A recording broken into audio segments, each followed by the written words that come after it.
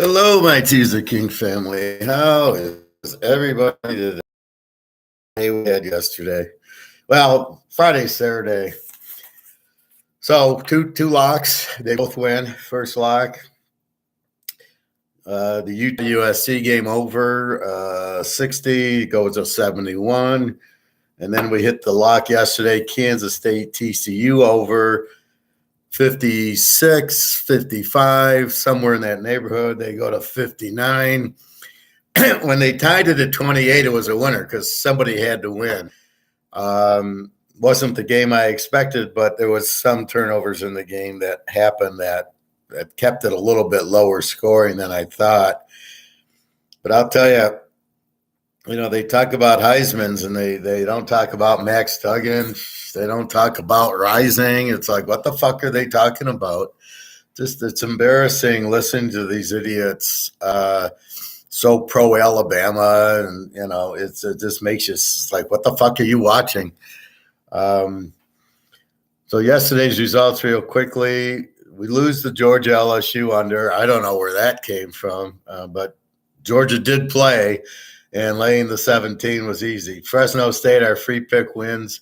I'm listening on the radio, some idiot from BetMGM. Oh, I like Boise, and they're the better team. And Good morning, Greg and John. They're the better team. And I'm sitting there going, I love Fresno State.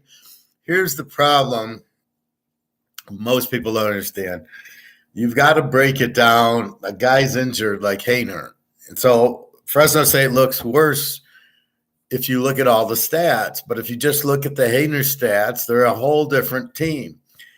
I don't know why that concept's so difficult for these idiots to listen to, but this is why I tell you don't listen to them.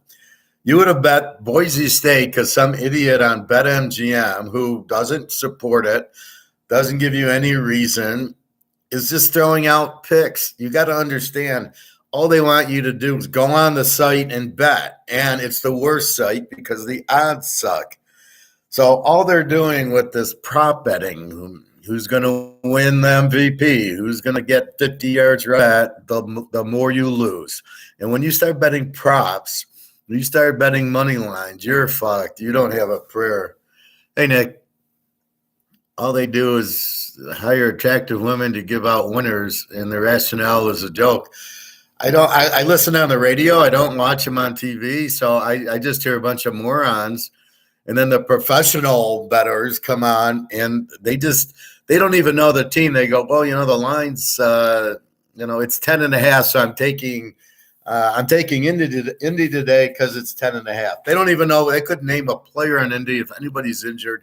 They don't go through the injury list, and yet it's because of the point. They don't even know who the team is. Well, it's 7.5. I'm taking the 7.5. Are you fucking insane? Hey, Phil. Still crazy TCU couldn't get one damn inch for a touchdown. Not surprised at the result, though. They had I think the quarterback scored on the first touchdown. His hand had hit, but I don't think you're down. You're not down by your hand. And I don't think this hit till he was there. But at worst case, he was an inch away. I think and Nick will back me on this.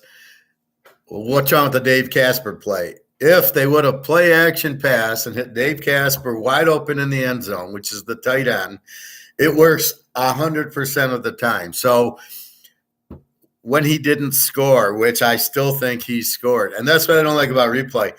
If the refs nakedly would have called it a touchdown, it should be a touchdown. But the refs are looking at the knee, not the ball. I'm looking at the ref, and he's seeing the knee hit at the one, marking the ball at the one, not looking at the ball where he put it down. But even without that said, all right, so you're 5 inches away. The quarterback looked tired, so maybe you don't do a quarterback sneak.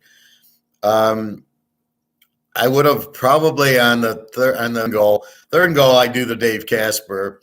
Fourth goal, I would have done an option with the guy. K-State's got a good defense, so I hate the run up the middle. It's not going to work, and I think he ran into his own man because if you notice, K-State sells out, right? So they got everybody coming up the middle. So the last thing you're going to do is run up the middle. But I think the running back did hit his own lineman going in. the lineman, what the lineman was doing. But I don't mind the left tackle play. But on third down, I would have Dave Caspered it. I would have just, if you play action, your tight end's going to be so wide open because you can see the sellout, right? Everybody's in the middle of the line. That's the last play I call on 4th and 1, on 3rd and 1, is the play up the middle. Maybe a quarterback sneak, but I don't even like that. I would much prefer the option play where the quarterback's running out or anything.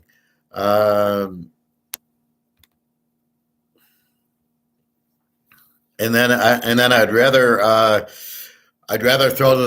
do play action pass. I think that works every time because they have to bite on the play action, which means the tight end who's covering them, they're all focused on the running back. The tight end's always open. That would be the play I would call.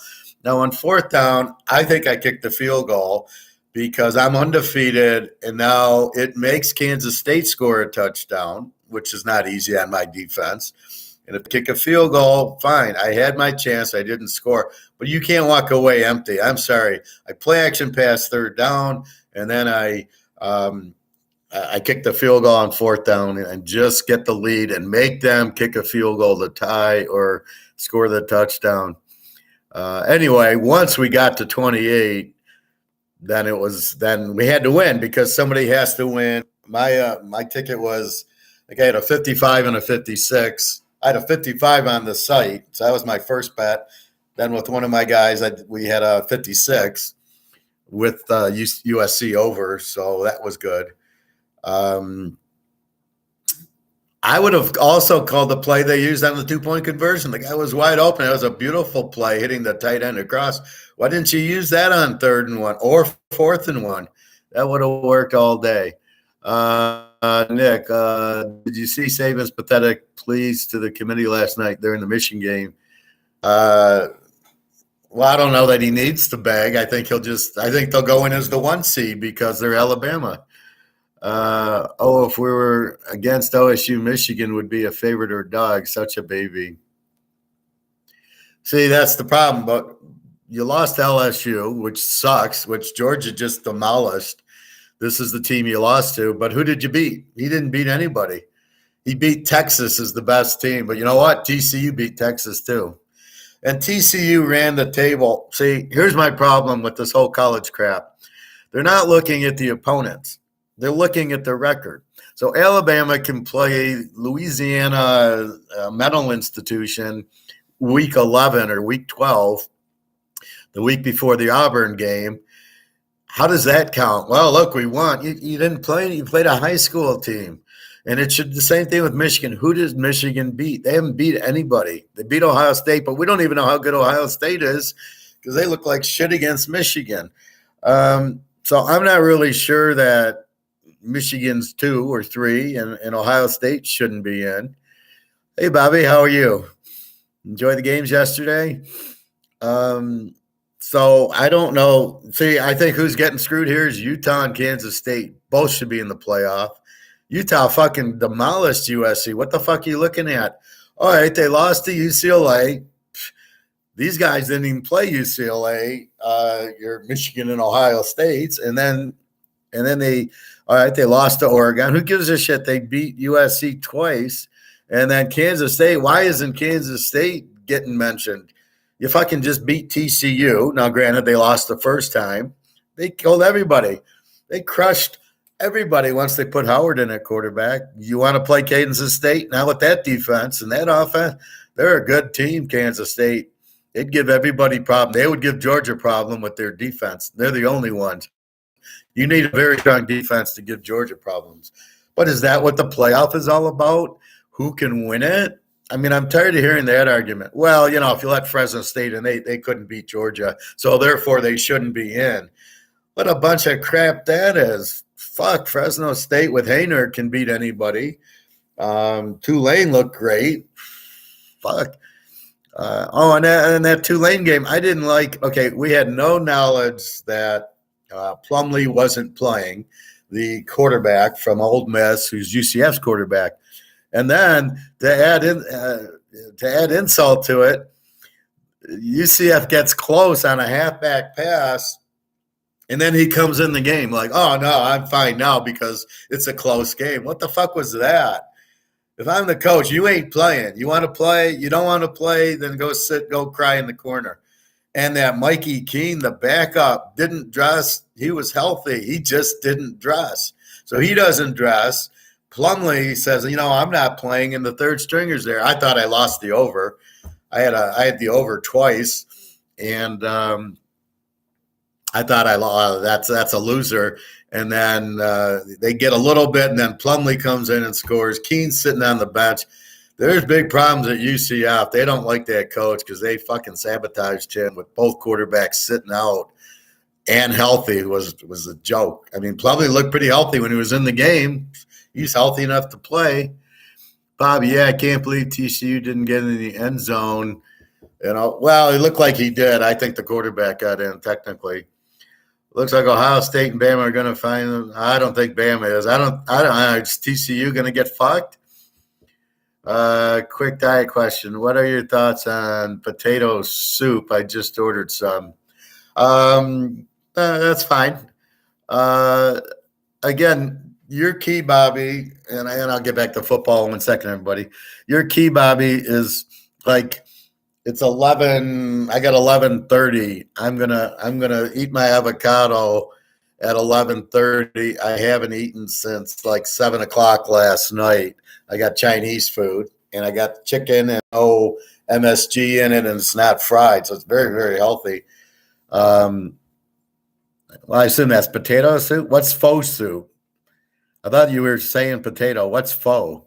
PHO. Is that some communist dish or what? What the hell is that? If it's not potato, what's in it? What is faux? But basically, you're staying away from carbs. So you're staying away. In your soup, you don't put crackers. Okay. Now, there's two levels. There's the get down to where you're healthy level. So you're overweight, your sugar's high, your diabetes there, your blood pressure's high. Then you do your fasting, you do no carbs, you get down to where you are. Now you can start having a little snack, a little treat, as long as I'm done at 6 or 6:30 and I don't eat till noon. That will keep your body clean, so you'll be okay. Oxtail in it. Well, that's meat. Meat's fine. I don't know what faux soup is, but oxtail. So it's oxtail soup. That's perfectly fine. And the soup's okay. You don't need to worry about salt. Your body will handle the salt. Not a problem. Anyway, back to this. So if Alabama's in it, then what's the point? I mean, they lost 2 games. They haven't beat anybody. And TCU is going to get penalized even though they're undefeated with 1 loss. You're going to put Alabama with 2 losses who didn't win their division against TCU, who basically won their division, and then where's Kansas State? So I hope it's not that. But again, if you want ratings, then have 12 teams in your playoffs and start your playoffs yesterday. Why didn't the playoffs start yesterday? What was the point of the Michigan game? What was the point of the Georgia game? There was no point because if they lost, I guess. I mean, how does Michigan – well, if Michigan would have lost, they'd have been in, but Georgia, Michigan's in. I don't get why Ohio State's in. I think Kansas State and Utah should be in if they beat you. If it's a playoff – see, yesterday should have been playoff games. Right, the winner of USC Utah moves on to the next round. The winner of K-State TCU moves on to the next round. Michigan should not have been playing Purdue. They should have been playing Alabama, let's say, or UCLA, or it should have been a playoff game where the winner advances. I don't even understand what the fuck yesterday was about. It makes no sense. Yeah, but even that's not good, Bobby, because it's the problem with the 12 teams is based on rankings, and the rankings are so stupid because they're based on the win-loss record, not who they played. Look at UCLA. Where are they ranked? And they're a top 5 team. Nobody wants to play UCLA. Nobody wants to play Utah. Nobody wants to play Oregon. I wouldn't even want to play Oregon State. I'm not sure if you want to play Washington. Nobody wants to play Baylor, Texas, Oak State if they're healthy, and then TCU and Kansas State. So nobody wants to play these teams. So what the fuck? So if it's Alabama, they're going to get killed by Georgia or whoever they play. I think Michigan could almost beat them now. Although they lost their running backs out. He had surgery, Corum. The other guy looked good, but they were playing Purdue, who's absolutely that's a waste of time having Michigan play Purdue in this game. So Michigan can win the Big Ten. Well, I don't know. The team with the best record wins the Big Ten. Why TCU play Kansas State again? They've already beaten them. Doesn't make any sense. So the whole thing's ridiculous. Anyway, so going through my thing, I hit the Fresno game, the free game. Clemson, North Carolina. Where the fuck? They start Uga Buga. He goes 3 and out twice, and then next thing you know, the other guy's in. So why isn't the other guy starting? What is this coach with his girlfriend? I mean, what the fuck's going on with the coach? He does nothing, he pulls him. Why would you even start him? And then he pulled the other guy at the end. I'm hunting for the over. North Carolina can't score a fucking touchdown. So it was ridiculous. So that and the Georgia were the only two losers. UTSA, North Texas, we had over Friday. USC, Utah, the lock, we had over Friday. K-State, TCU, we hit the over. Coastal Carolina, Troy, my favorite game. I have Troy, and it wins easy. UCF, Tulane, I hit the over. And then Michigan, minus 10.5, another winner. So I go 7-2. However, I got USC in 2 locks. All right, so I have them with Kansas State, and I got them in a lock today. I play Tulane over twice. Michigan, I've got USC twice, UTSA. Fresno, I should have played twice. That was my mistake. But I played Clemson, North Carolina very light. I never really felt that game, so I kind of played it a little bit lighter because I know they kind of have defense.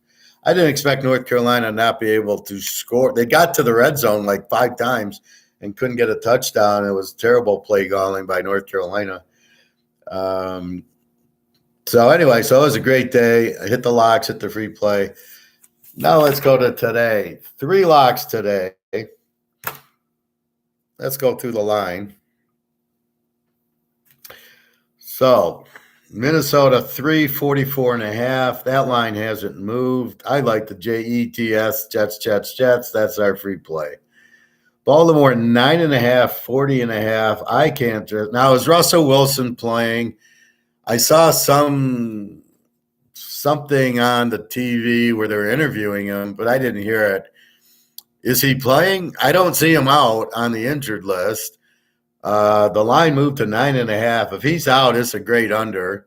It's probably a great under even with the man. And I can't trust Baltimore laying 3.5 to beat Central Michigan. I mean, what the fuck? Do you lose to Jacksonville? Pitt won 42.5, down from 1.5 from Atlanta being favored. 42.5, that state. Philly 4.5, 44.5. That's down from 5.5 the other day, but still 4.5 from yesterday. Detroit 1.5, 51.5. And I guess the Alabama receiver, maybe he's playing today. Who gives a shit? He's going to, they don't need him. It was a stupid draft. That's the Lions. They could have drafted 2 guys from Georgia late in the first round instead of trading up 2 guys to get 1 receiver where they don't need. Their problem isn't receivers. So it was a terrible pick. How good's this guy going to be? He'll be another, Alabama Ridley guy who will sit out.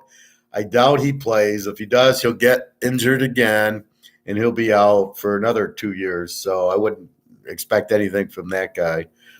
How does Detroit be favored? I don't know. Jacksonville beat Baltimore. Apparently they have some talent. Washington and the Giants. Washington 1.5, 40.5. All of a sudden, Washington's the flavor of the month. They get Heineke, and all of a sudden they're what? They're the Super Bowl team. I'm struggling with this. I liked Washington as a dog here. I'm not sure. I think they're just going to blow out the Giants at home. The Giants have been fairly good somehow. Daniel Jones sucks. They've been running the ball a lot. Their defense is okay. So, I don't know. Cleveland 7.5, 46.5. Where are you, Cleveland? 7.5. Now the problem I have is how can Deshaun Watson, after sitting for 2 years, all of a sudden come out and be a superstar? Bobby, I'll refer this question to you. So you're going to sit out 2 years. And now you're going to be hitting third, and you're going to go 4 for 4 after sitting out for 2 years. You'll be lucky to hit a foul ball if you sat out for 2 years. Batting practice doesn't get you ready for the game. The game gets you ready for the game. And the same thing here. He can throw in practice, but until he's playing in the game, he doesn't. He hasn't played in a game in 2 years. And Houston's probably a little pissed that he left them. So I don't think Cleveland's going to blow out Houston here. Green Bay and the Bears. Green Bay 4.5, up from 3.5 to 4.5 to 3.5. Now we're at 4.5.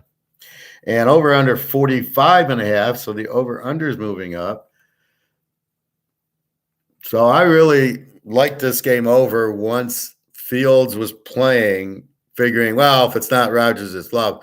Rodgers is playing. So I really love this game over with both of these quarterbacks playing against terrible defenses. Both defenses suck. So now I got the quarterbacks playing against weak defenses. I'm assuming Fields plays like he's been playing, which is running and everything. It's his left shoulder that's hurt. So you pat him up, you put him in a bulletproof vest or something, and shoot him up, and he can't throw anyway. So that's good. So yeah, definitely over here. And Rodgers should have a big day against this defense. Seattle and the Rams. Down to 6.5. I can't understand this. Is Stafford mysteriously playing? I mean, I don't. Who the hell is betting the Rams? Must be the BetMGM people. Stafford's out. So what the fuck is this line moving from 7 to 6.5? This is where you have to trust your thoughts. There's no reason.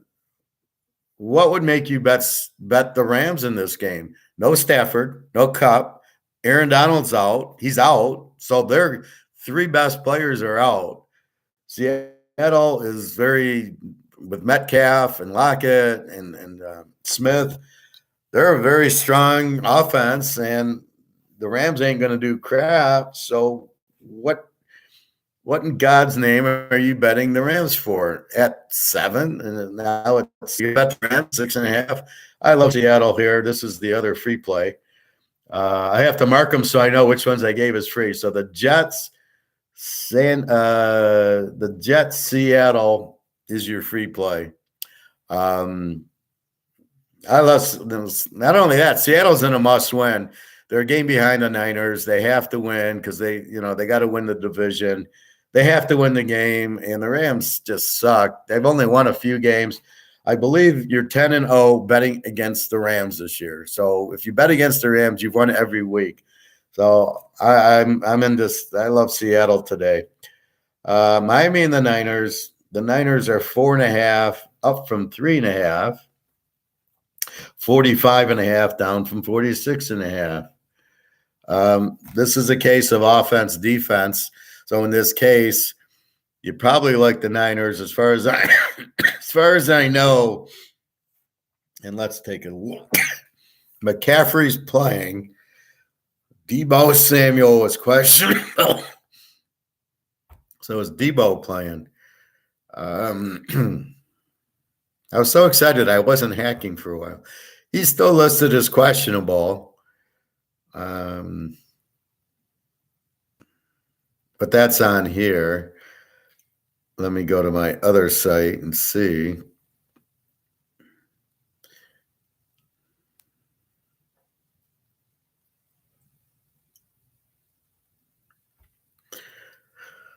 I think he was still listed as questionable here too. Oh, and Chase Young. Oh, Chase Young's going to be playing today for Washington. All right. Not that he's all that good. Seattle. Yes, I don't see anything with Seattle that would make you bet the Rams. The Rams guys are out. All right, so the Niners. Yeah, Debo Samuels is probable now. And McCaffrey's probable. And Garoppolo's probable. The Niners going up to 4.5 with Samuel playing.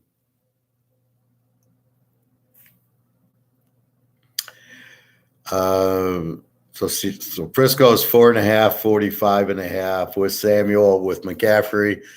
Miami's got the studs, but again, defense wins usually. So this is a tough one. I think I like Miami in 10.5 here, just because.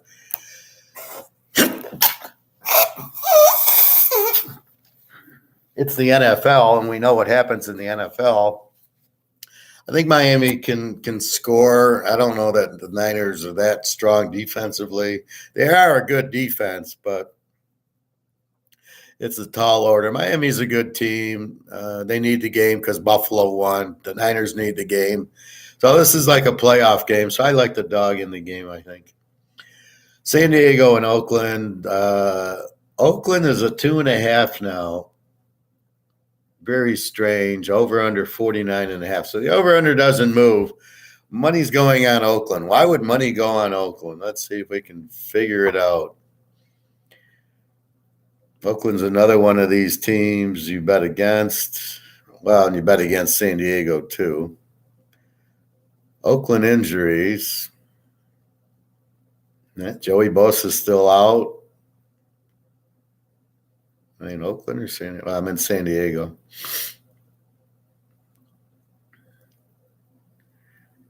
Well, nothing like Keenan Allen's playing. The other receiver was out anyway. That doesn't matter. They got others. Waller's out with the hamstring.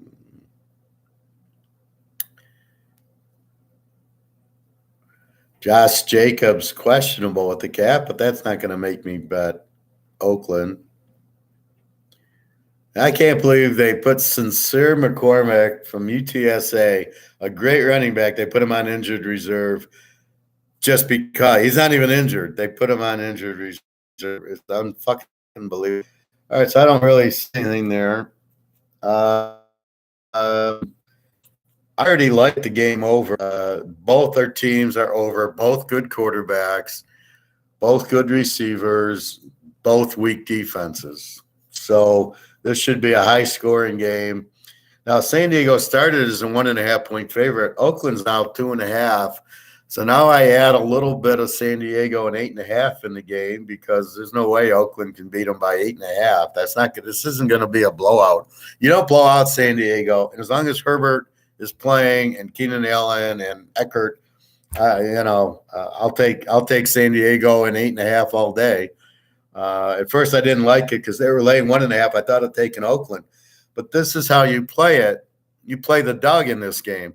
You don't care who the dog is. Now, if Herbert or Carr or somebody's injured now, that does reflect it. But in this case, there's no fucking reason not to be on San Diego and 8.5.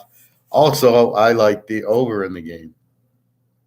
KC Cincinnati, this is a championship game. KC 2.5, 52.5. I like Cincinnati because they got Jamar Chase back. See, that shows you how serious Cincinnati is. They're bringing Chase back for this game. He's got an injured hip. If they were playing the Lions, he wouldn't be in. But against Kansas City, he's in. KC's okay. Yeah, they score, but Chase and Burrow is going to light them up. Burrow is a home dog. Absolutely. They're 9-2 as a home dog with Burrow. 52.5, kind of a high number. They actually have a very good defense, Cincinnati. But I think you can, because it's Kansas City, that's a 46. Can you get 27-24? That's what you're hunting for. Now in college, it's easy. Look at the TCU game. We struggle. We still got there. So I don't know. It's very difficult with in the NFL to get these 30-point games, these 60-point games that we love in college. It just doesn't happen. So I think if you got one here, I would take this one over like Jacksonville, Detroit 51.5. That's a little different animal. But here you got decent defenses, but not strong defenses. They're mid-20 defense, and you got very strong team. You got two very strong teams with two very superstar quarterbacks. So the quarterbacks could get you over. You don't have killer defenses, so I think you can get over. But I like Cincinnati in the 8.5. Dallas 10.5, 44, up from 43.5. I don't know why Dallas is favored by 10. Dak Prescott is not a good quarterback, first of all. Too many interceptions, too many turnovers, too many missed passes, too many I can't read a blitz. They're better with Cooper Rush. They're a better team with Cooper Rush because their defense is better because he runs the ball more and he doesn't turn it over. You'll see when they play Philly the next time. And I'm praying Dallas is favored. The game will be in Dallas. I'm praying Dallas is -3, and it's going to be my my biggest lock of the year will be Philadelphia in 9. So I don't like the 10.5. Over under of 44. I probably like. I don't know what Dallas defense shows up. The one that played Minnesota and Detroit, or the one that played Chicago and Green Bay. Good luck. Last week they were 28-20 with the Giants, but it was really 28-13. They got the we better call penalties so they won't cover because Vegas had money on the Giants, and the Giants score with 10 seconds left to cover. And so, that's the problem here. 10.5. Will Dallas blow them out? Indy, I don't know. They look good. They lose to Pitt. So people only can see the last game. They missed the whole point of the whole season. And the fact they're not at home and they're not playing Pittsburgh, they're playing Dallas. So we got to see. I don't like Dallas in 10.5 at all. 4.5, I don't love. I think I'd go over 44 in the game just because Prescott will get you 3 touchdowns and give up 3 touchdowns. So he'll be responsible for the over. If not least, Tampa 3.5 and 40.5. I don't know. I kind of like New Orleans getting 9.5 because Tampa is such a bad coach team. I kind of like the under because, I don't really, Tampa's got, neither team really has a good defense.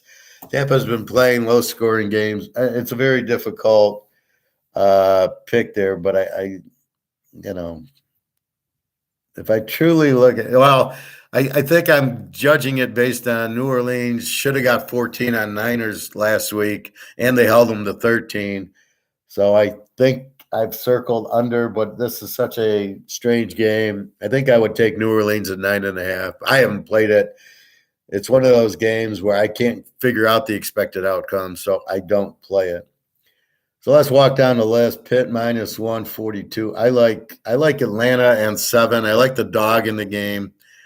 Pitt off a Monday night game. They're not superstar. TJ Watt's got ribs, so if he plays, he's going to wear a flak jacket, but he's again injured as always. The Watt brothers are like they're like all the Alabama receivers and like the Bozas. They just never play.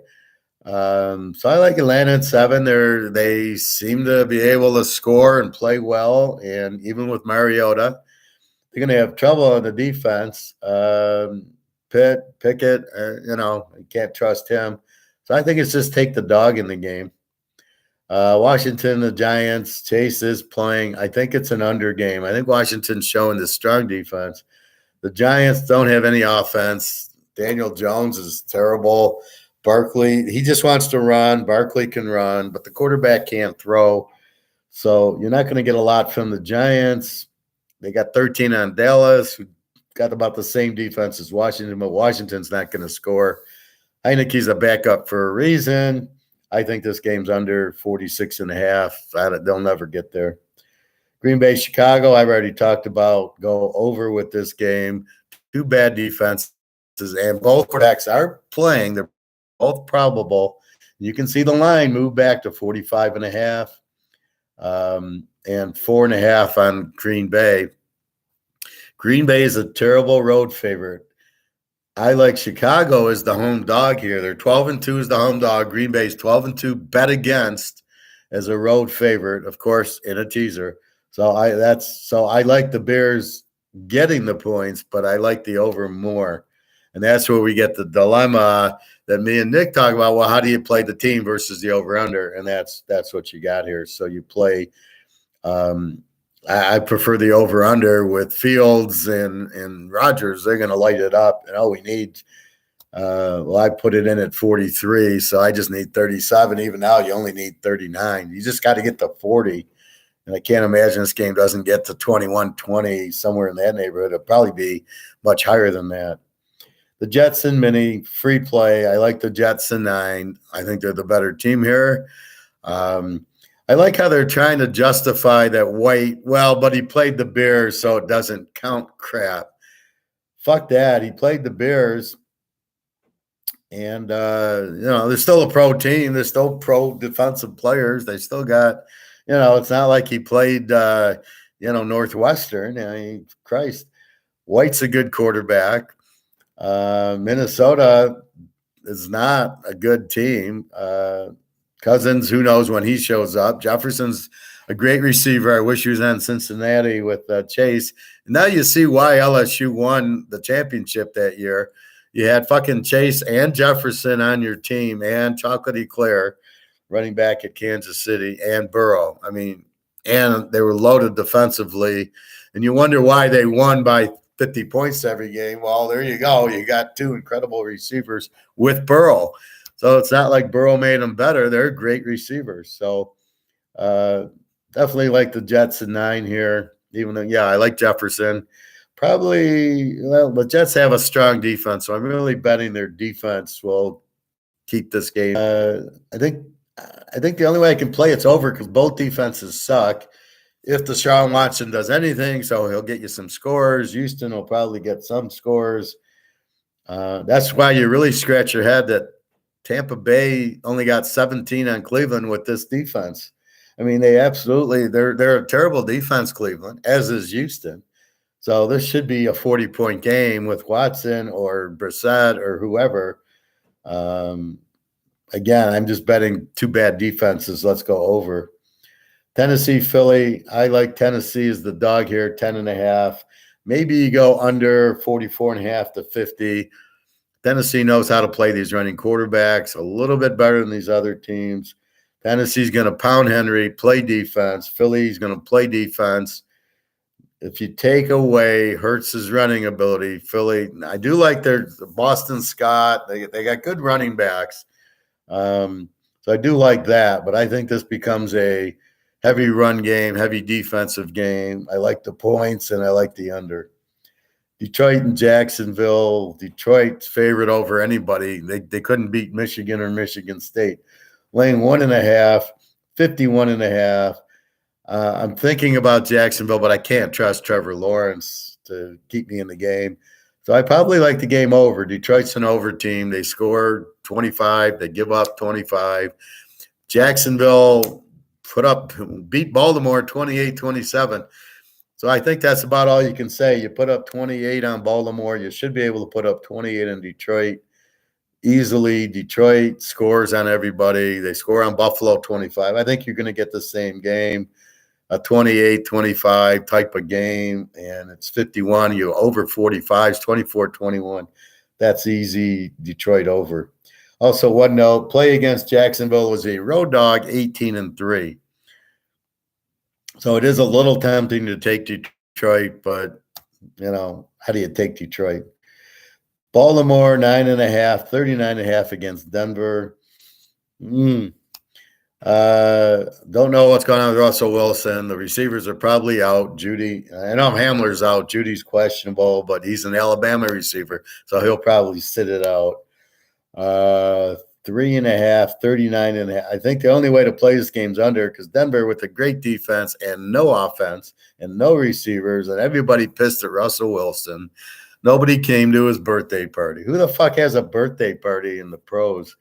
And then nobody shows. So you think the wife's going to go, Russell, does anybody like you on the team? And He's going to say, don't have a party for me. Nobody will show up. So maybe the wife didn't ask him, throws a surprise party, and nobody shows up for it. I mean, who knows? But I think this is an under 39.5, 45.5. Baltimore maybe wins by 7, and it's, 20-13 or something like that. Miami and the Niners. The Niners 4.5, 45.5. Like the Niners, you got Samuel playing and McCaffrey playing. I don't care about Garoppolo. But Miami's strong. You still can't stop Hill and Waddle. Tagovailoa, we know. Well, I don't know. He's playing better. This will be the test. I don't think he's played a defense like this. He did play Buffalo. It was 20-19. So they're used to playing Buffalo. Shouldn't be a big deal playing the Niners, right? Not like they're 100 times better defensively than Buffalo. It's like what I used with the Georgia game, right? Somebody had played Georgia, and I said, well, after playing Georgia, who cares about the other? I don't remember which game I was talking about yesterday. But anyway, there was somebody who played Georgia, so they're not going to be an issue after playing them.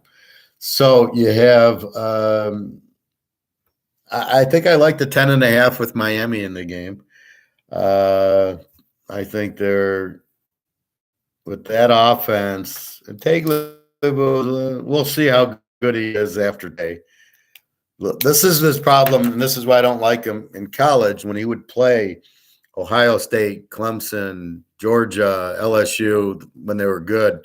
He wouldn't show up, right? He didn't do anything. Burrow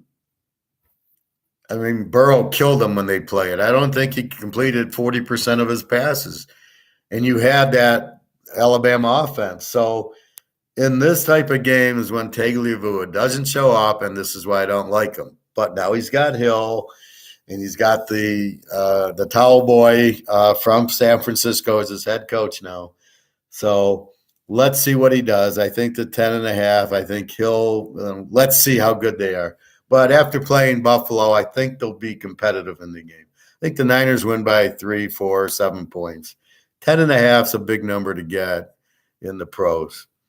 Seattle and the Rams, 6.5, 40.5. Free play. Take the game. Take Seattle. You got no Stafford. You got no Donald. You got no Kupp. And you got everybody for Seattle. So let's take Seattle. Even at the Rams doesn't matter. If you bet against them, they're 10-0 this year. To bet against, you'd win every game. LA's just Super Bowl flop after they win it, and now they don't. That's it. Okay, we're done. San Diego, Oakland 2.5 for some reason, 49.5. Over versus over. I like the over in the game of 43. 24-20 in this game. Jesus Christ, that's a joke. So I like that. And then I like now that I wasn't going to play the game, but since they made Oakland 2.5, I got to play San Diego in 8.5. They're the best dog there is. Even though play against is 38-6, but as a dog, I don't even know what they are, and I can't check because I don't want to lose this, but they're like 19-1 as a road dog. I mean, San Diego is an incredible road dog. Keenan Allen's playing, Eckert's playing, we know Herbert's playing. So I definitely like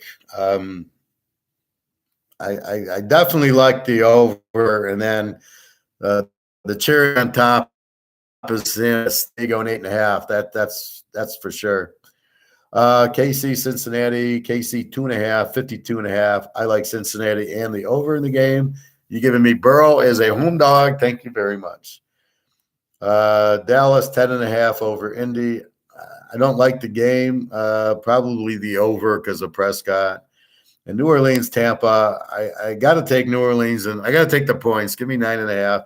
Tampa with the worst coach. Now let's look at teams that need the game for the playoffs. Pitt, Atlanta. Washington, the Giants, both. The Jets and Minnie, both. Tennessee, Philly, playoff game, both. Denver, Baltimore needs it. Miami, Frisco, both. Seattle and the Rams, Seattle. San Diego, Oakland, San Diego. KC, Cincy, both. Dallas, Indy, Dallas, and New Orleans, Tampa, both, because they both have like 5-4 wins, but somebody has to win the division. Now, if I go to my last thing, which is the over-unders, Pitt and Atlanta both have weak defenses, so it should be a pretty competitive, well, weak average defenses. So I think both teams should move. Washington, the Giants, it'll be hard for the Giants against Washington's tough defense. Green Bay, Chicago, both teams should light it up. There's no defense on the field. Minnie and the Jets, here's where the edge goes to the Jets. They're playing a weak defense where Minnie's playing a very strong defense. And I'm looking for the Jets to shut down Minnie, but the Jets should be able to move the ball on Minnesota's weak defense. Cleveland, Houston, both defenses suck. There should be a lot of points. Tennessee, Philly, both defenses are strong. Therefore, we go under or dog. It's going to be hard for either team to really move against both strong defenses. So that's where you get an under here. Jacksonville, Detroit. Detroit's terrible defense. Jacksonville's pretty bad. You should get a lot of points here. Baltimore, Denver.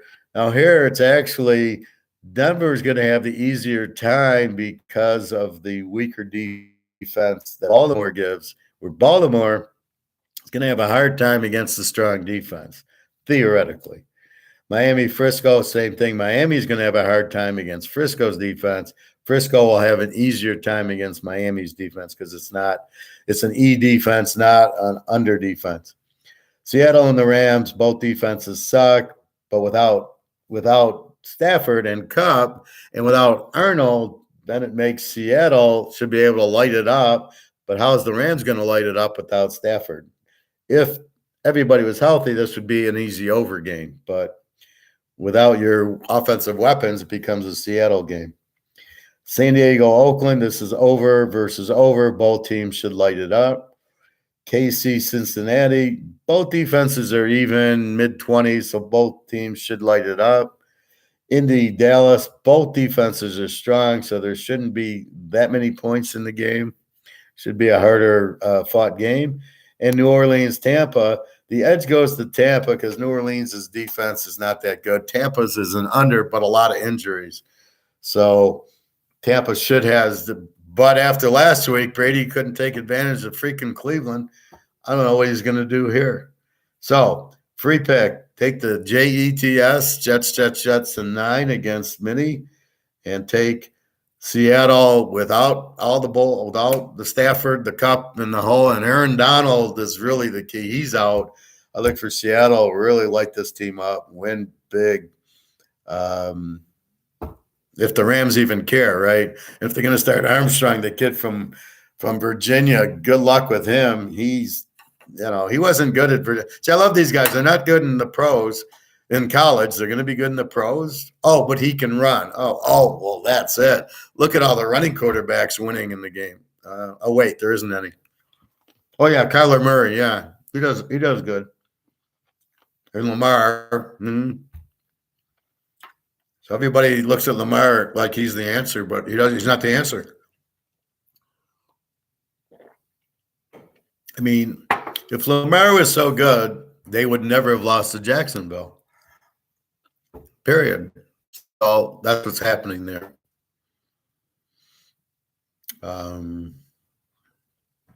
Anyway, I'm live on 110 team ticket. We hit 5 college games yesterday. So I played my strong pros, so I'm hoping for that. And my bets. And that's about it. So,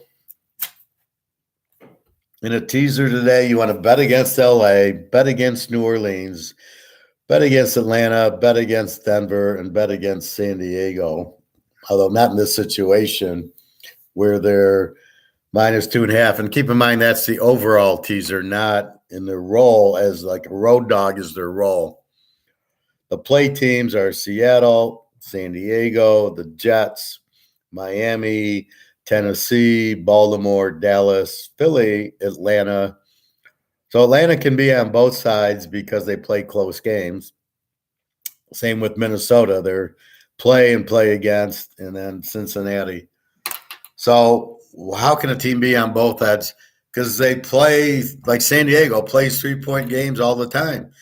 They win 20-17. If you tease them, you win. If you bet against them, you win. Because they're always spread at 2 or 3 and they win by 7. That's just their MO. If they're down, they come back. If they're up, they lay back. The other team scores. Their defense isn't that good. So the best defense in the league, point-wise, is the Niners. The worst is the Lions. And I think Houston is right up there. San Diego and Oakland's pretty bad. So can we trust it now? Well, now we're in week 13. We've got 11 weeks because of these stupid buys of statistics minus the first, let's call it 2 weeks. So we have about 9 weeks of real stats in week 13. So now we finally figure we have the team, like you adapt. Now Fields, like the Bears suck, but now Fields is going and scoring and scoring and scoring. So now we're like, oh, we'll just bet the Bears over. They still have no defense, but Fields for somehow gets these points, so we'll go with it. When black's hitting at roulette, you play black, but now red started to hit. Now you move to red. You don't stay on black, meaning you're betting against the Bears. Here's Fields. They're scoring. You go over. You've been Tampa Bay sucked all year. You stay on Tampa Bay sucking all year. Cincinnati's strong. Oakland not very good, so you don't play them, and you just keep going. The Jets are a change. The Giants, Washington's looking better, so you just get on Washington. But here, if the Giants were 3-point favorite, we'd be all over Washington. Here's where the spread matters. Washington -1.5. The only thing I would play in this game is Washington +4.5, but I don't love Washington that much. They're playing well, but okay. Bobby, I agree. The Ravens constantly giving up fourth quarter leads. It's horrible. And Lamar needs to go buy gold and silver if he knows what's good for him. Well, yeah, he's not going to be working next year. Who would give the guy $50 million? Okay, the first thing is he's not any good. The second thing is if you pay him $50 million, you don't have anybody. What's your defense look like? Because you don't have any money left. So if you got to pay one guy 50, and if I'm the owner, I wouldn't even be paying $10 million for a quarterback. I'd say sorry, and I would just I could, you know me, I can find guys in the draft. I would take Rising for the 4 years at the cheap price, and then let him go and pick up the next Rising, or a Van Dyke or Spencer Sanders or Duggan looked pretty good at TCU. Fuck, even Will Howard at Kansas State I could live with. I mean, he's going to win you games. The guy's a winner. So it's not hard to find a quarterback if you know what you're looking for in college. Even Bo Nix, I could win with Bo Nix. But I'd be smart enough to run their offense. I'd go, Bo, what are you running at Oregon? We're going to run it here. And just run that damn offense. Or TCU. They got a great offensive coach. Give me your offense. I'm going to run it. I mean, Jesus Christ, these guys score so much in college. Baylor, now Texas's running back's extremely good, Robinson. I'd be picking that guy up late in the first round. And I'm so tired of, you can't draft a running back in the first round. Oh, no, better draft a guard. That's really going to help my team. Drafting a guard or the tackle or a tight end. I mean, you draft in the first round, you draft the stud defensive end, you draft stud defensive players, or you draft the quarterback or the Barry Sanders. That's who you draft in the first round. You don't draft offensive linemen, and you don't draft quarterbacks, and you don't draft just any offensive lineman. I would never draft in the first round. You'll get them in the fourth round from Ohio State, Nebraska, Notre Dame. They'll be fine. They'll make your team. You'll be able to run. None of these quarterbacks are reliable. Well, this is the problem with the pros that we have, Bobby. Who do I trust? Kirk Cousins or Cleveland, Houston? You want me to trust? Okay, Kyle Allen. What is he doing in the NFL with all these other quarterbacks? Or I'm supposed to trust Deshaun Watson, who hasn't played in 2 years. How do I trust him? How do I even bet Cleveland with Deshaun Watson, who hasn't? You can't just not play for 2 years and come in and go back to Houston, the team you left, who hates you, and you're going to do anything. Fuck, you can't do shit. That's my point. This guy, I don't know. I don't know if I'd start the guy here. I would have probably started Brissett, brought him in maybe for a couple of series in the second quarter and see, get his feet wet, and then maybe bring him in the third quarter.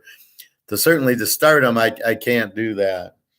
Now, some of the quarterbacks, Mahomes and Burrow, I can trust.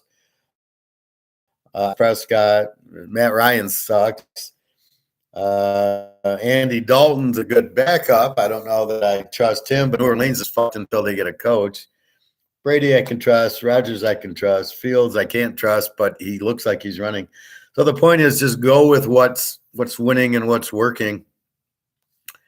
Anyway, I hope if Alabama gets in over TCU, I'm going to be rooting really hard for Georgia. And then what are they going to do? Make Georgia, Alabama, and Michigan, Ohio State? Like we just saw that game. We saw Georgia, Alabama twice last year. Thank you very much. And if we do see them, Georgia's going to kill Alabama. They'll probably put them against Michigan because they'll have a better chance beating Michigan than beating Georgia. So watch Alabama go to 3. So they play Michigan and then Georgia, Ohio State, and Georgia's going to kill them. Georgia's going to kill everybody. Michigan has no chance, especially without their running back. So I don't know, but to me, the playoffs a joke.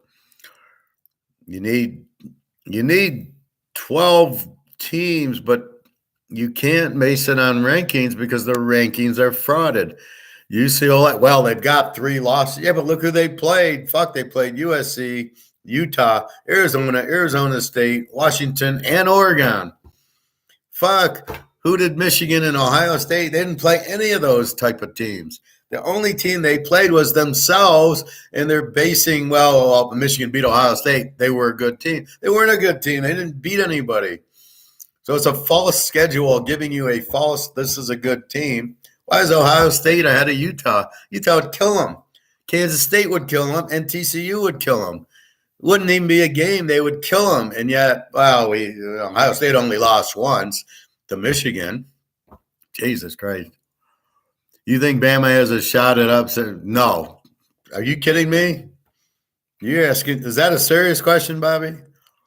How? You tell me how they're going to stop that defense. And let's not forget, they should have lost to Texas.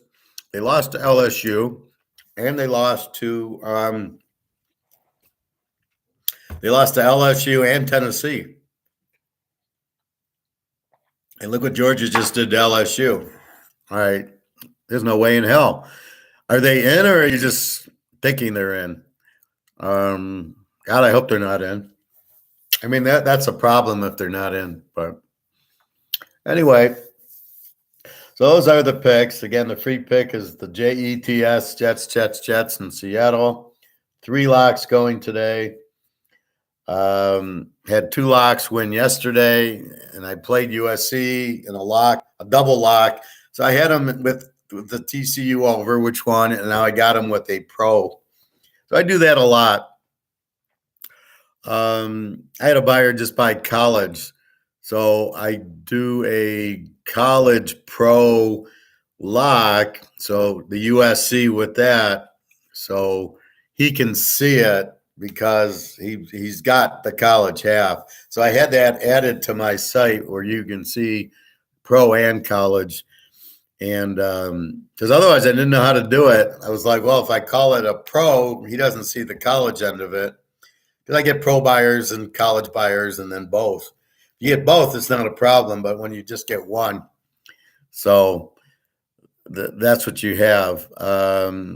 So I do have one of those pro college. That's true, and they damn near lost A&M. Well, they should have lost to Texas too. Oh wait, they played Elkhorn State really good. They played 2 Division II teams. Who did they beat? Auburn, Mississippi State. LSU is not even that good. They lost to Florida State, and Mississippi State, I think, beat them by 50. So A&M, I think, beat LSU.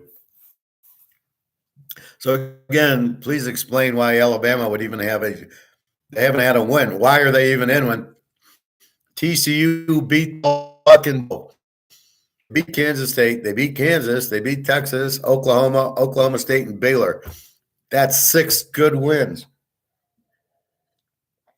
Alabama didn't play any team that strong, right? Who's the strongest team they played? Tennessee? Tennessee's Oklahoma State. Not even. Oklahoma State's got a better team than Tennessee. And as we saw, Tennessee wasn't that good when they played a really good team like Georgia. They didn't even show up, which shows you how bad Alabama is. Have they made this announcement yet, or when is that coming out? Tonight? Because if that comes out like that, that's ridiculous. Let me see on Google.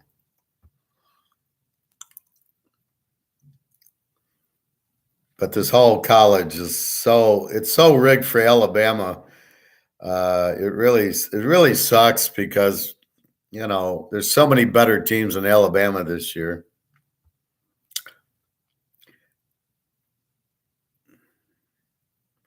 The Packers storm Central, asking them to draft unbelievable. Why? I hope that's Rising they're talking about. Who's this unbelievable quarterback?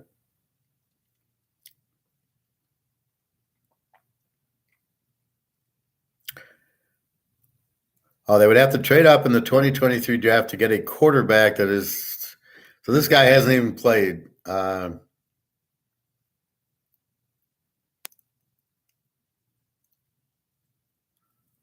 Caleb Williams? I don't know. It's confusing. Anyway, do we have the college in there? Michigan priest arrested for embezzling $830,000. Boy, I love these priest guys.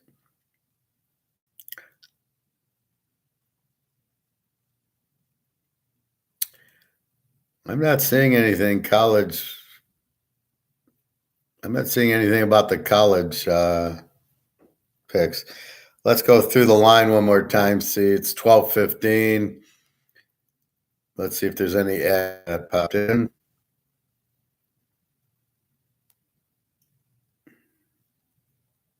By the way, Bobby, I bought 1 ounce of gold, a Cougaran yesterday, and 15 ounces of Buffalo bullion.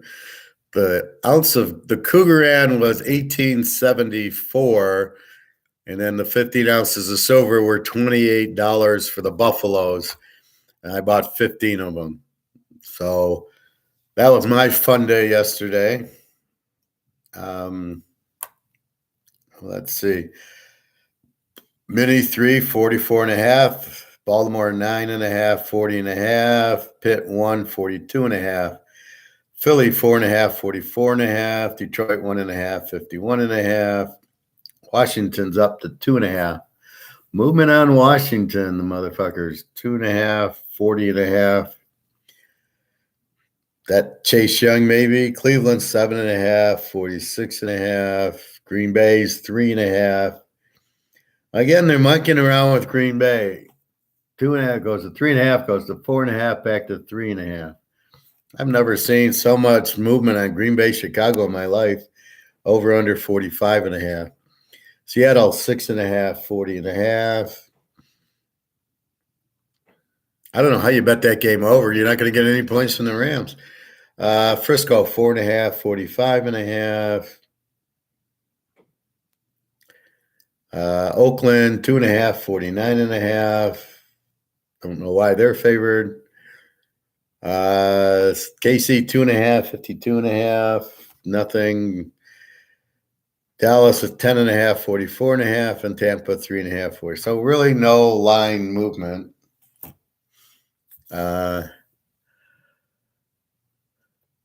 Yeah. What's a bullion of the Buffalo? There's the Eagles or the Maple Leafs are like silver money. Like, so if I bought an eagle, an American eagle, if it's not this, if it's this year, it's 40 for some reason. But if I go last year, it's 35. It's actually real money. It's worth $1. But it's considered money. Where bullion is the buffalo head or some of these, that is really not considered money, but you're buying it for the ounce of silver. I'm not buying silver or gold for the money because it's not worth anything. I don't want gold because it's worth $50. I want gold because it's worth 2,000 now, going up.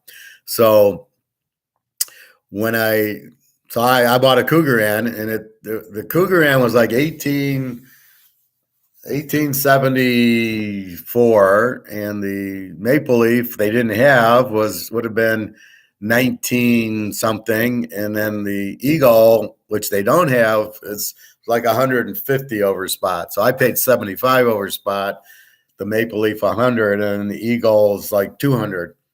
Now it's all an ounce of gold, which is the purpose of your buy. So it doesn't matter. People are ignorant, so they're buying. They want to pay more for an eagle. Go ahead. I'm buying an ounce of gold. This is worth 3/4 of an ounce of gold. This is 2 ounces, but it's 18 karat gold. Do I know who the fuck made it? Do I care? All I know is it's real gold. So therefore, if gold's 2,000, this is worth like 1,500 an ounce. This is worth 3,000. Do I care who made it? No, it's gold, and that's how you treat it. So the Cougaran, I save money on it. It says 1 ounce of gold on it. As long as it says 1 ounce of gold, I'm buying it. It's when there's some gold coins that don't say gold on it, I stay away from those. Because if I'm trying to sell it, somebody might go, well, that's not really gold. And how are you going to prove it? But if it says 1 ounce of gold, nobody can really argue with you saying, well, that's not, especially a Cougaran, a Maple Leaf. You're certainly going to, okay, those are from the countries. They're obviously real. But that's what I'm thinking. And it's funny, I keep hearing that gold's not an investment. And I just laugh at these guys. We know it's not an investment, but because it's been held down in price long, you've turned it into an investment. Comex has made gold an investment because you're buying it for 1,800. The Cougaran I bought for 1,800, I'm going to sell for 40, 50, 60,000. It's not an investment from the standpoint it's going to go up. It's an investment in the fact it's not priced right. So when it gets valued at the right price, that's the key to it. And that's the investment part of it. But yes, once it hits 50 grand and that's the real price, then no, then at that point, no, it doesn't pay interest. So we're in it because it's 1,800 going to 50,000, or silver 28 an ounce going to 2, 3, 4,000. That's why we bought it. So on one hand, you're right, it's not an investment, but it's not at the right price. It's not at market price. It's not at supply demand. It's so much higher than that. And the Russians are doing it. Now, a couple of strange stories. So I go to the gold store and I ask the owner about the digital dollar. Well, that won't come out for a while. There'll always be money. He doesn't know what I'm talking about. Then I go to the bank because I took money out of my IRA and I don't want to leave it in the bank. So I ran to the bank Friday and got the cash. It's in my safe. And then I bought a little gold with it. And I go to the banker and I go, what do you think? What's going to happen with digital dollars? And the banker can't answer. Oh, no, it'll be like Bitcoin. It's just an option. We'll always be here. There will always be money. We're not going anywhere. We report to the central bank, not you. there's no problem with the dollar. So either she's lying or she's stupid. I don't know what. There's no question there'll be a digital dollar. The question is, how the fuck does it work? And is my dollar still going to be used because of the medium of exchange? So I can walk to Target, I can go to Kroger's, I can tip the bellman, I can go see a girl and give her money. Everything kind of private and personal, or just it's easier. What if somebody doesn't have a means to take a debit card? Right? Companies do, but people don't. I can't take a credit card, but I take PayPal. So really that's the key to it is taking, how do you take it? So that's why money's there. Now, yes, we've gone more computer. Now, my friend in Malaysia said, oh, in Malaysia, I can't think of the Kuala Lumpur or whatever.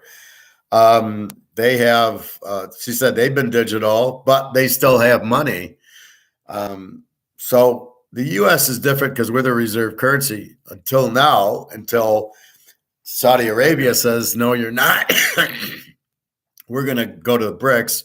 We're going to take the BRICS money. We don't want your money. And nobody wants our money. So nobody wants our money. Our money's gone.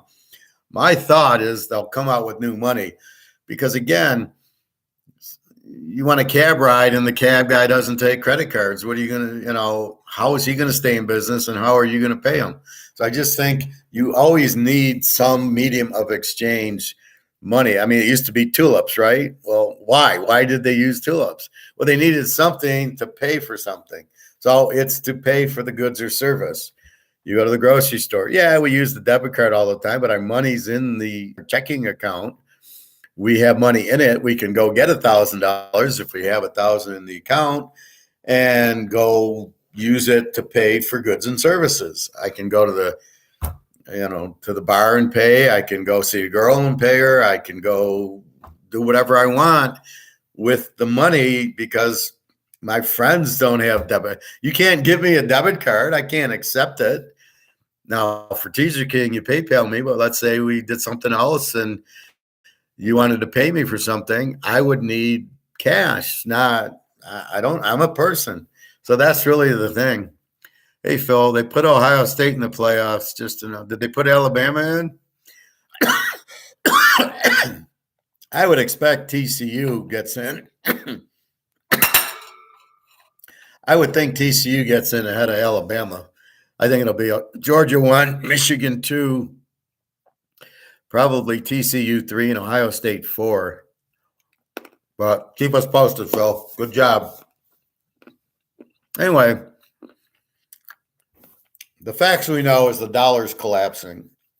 We know there's inflation, which is an increase in the money supply. It's gone up substantially. We know we're in a recession, about to be in a depression, which just means all it means is the economy is going negative. It's decreasing. It doesn't really mean anything. It just means sales are down and, less. The economy is making less. That's all it means. It's not a big deal. Do we need a strong economy to survive? No. All we need is money to survive. And this is it's a timing issue, and you needed to wash everything out. So you have the recession, all these malinvestments I talked about in the economics show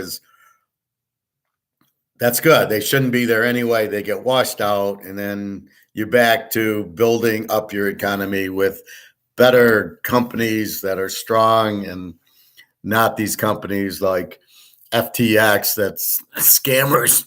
So I think what happens now is you get rid of all the scammers more than anything else. So it's fine. There's no problem. It's not a big deal. The inflation's really not a big deal from the fact they'll just put out new money. The only real problem is the gold and silver has been manipulated since 1971 instead of letting it go at market. So again, on eBay, you look at Tom Brady rookie card is worth $5,000. If it's a PSA 10, that's the market, right? People bid it and sold it. If I'm selling it, what do you want? The market says this is what I want, and it's done. And it gets 500 grand because that's what the guy thinks it's worth. The guy selling it says, yep, that's good. That's free trade. And that's it. But gold isn't like that. Gold, the problem is you look at COMEX. So if you go on eBay and you go to sell it, instead of getting the 500,000 that you would get on the Brady card, you get 1,900 because people go, you know what, on COMEX it's 1,900. I'm not going to give you more. That's what it's going for. That's all I'm giving you. So that's the problem with COMEX. It's not where it should be. That's why we're buying gold and silver for two reasons. The dollar is being inflated, going to zero. It's losing value. So if we go back to when I teach economics, which I do on Wednesdays, we have assets, right? This is an asset, right? The gold's an asset, the silver's an asset, my phone's an asset. Anything with worth of value is an asset. So what are we doing? To put it in simplest terms, this is an asset that it's worth less. This is about what it is. It used to be $1. Now it's about 50 cents. Soon it'll be worth 10 cents. And you can see that because it cost you $35 to buy 1 ounce of gold in 1971. Now it costs you $1,800 to buy 1 ounce of gold in 2022. The 1 ounce of gold is still 1 ounce of gold. If you had the ounce of gold from 71 and you put it up against the ounce of gold today, you know what? It's the same ounce of gold. There's no difference, just the date. So what we're doing is we're getting rid of this asset, fiat currency they call it, which is made by the government. We're getting rid of this for a better asset called gold and silver. Now, the Bitcoin people say, well, how about our asset? And we go, well, we don't know. It's not money. I'd rather gold and silver we know have been kept down will blow up because of what's going on with the BRICS countries. And that's really what we're looking at. So that's really what we're doing is switching assets. So when I tell Bobby I bought the gold coin for 1874 yesterday, all I've done is taken $1,800 and replaced it with gold. I took an asset going down in value for an asset going up in value. So I really didn't spend any money. And if anything, I made money because it's worth more than I paid for it because I'm smart enough to understand it, like these MGM idiots who sit there and say, oh, I like Boise. And the professor liked Fresno. So I don't listen to them because they don't know what they're talking about. It's the same thing here.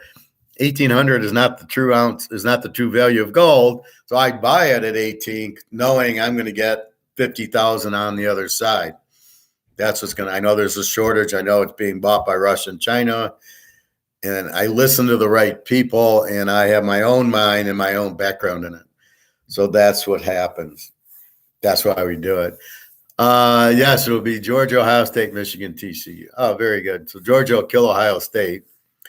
Michigan, TCU, look for TCU to beat Michigan. TCU is an outstanding team, and they beat Kansas State the first time. And I would say Michigan's similar to Kansas State defensively.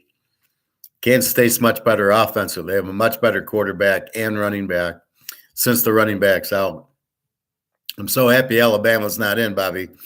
So I'd make Georgia at least a 7-point favorite, over under in the 50s, and Michigan TCU. They'll make Michigan a 7-point favorite, and I love TCU as the dog there. TCU, look what they did against K-State. I mean, you can't. You got to bury them. You can't. They're just too strong of a team.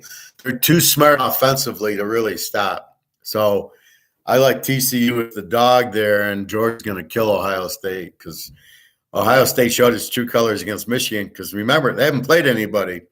Georgia, Nick, I don't know that we're taking Georgia under in this game. I think it's going to be Georgia. and it could be 10-point favorites.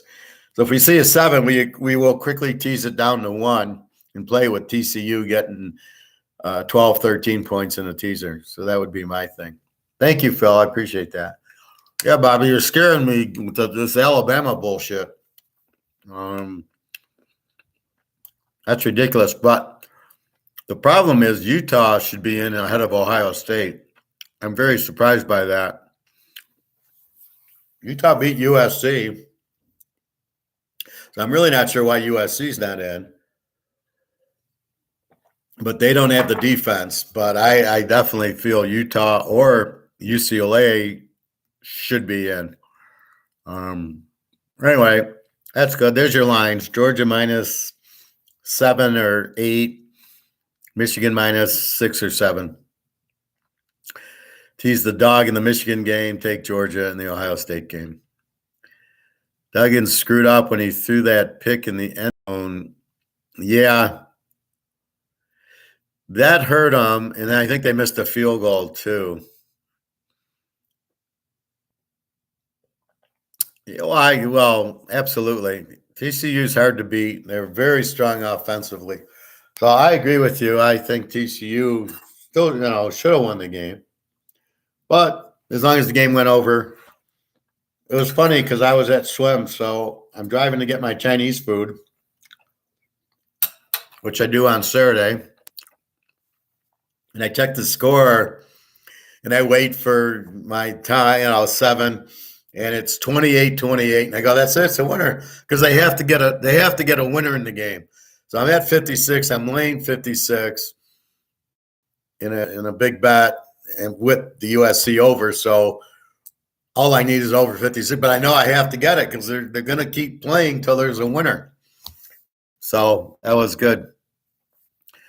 TCU is a lot of heart, too. They always come storming back. They have a very good offense.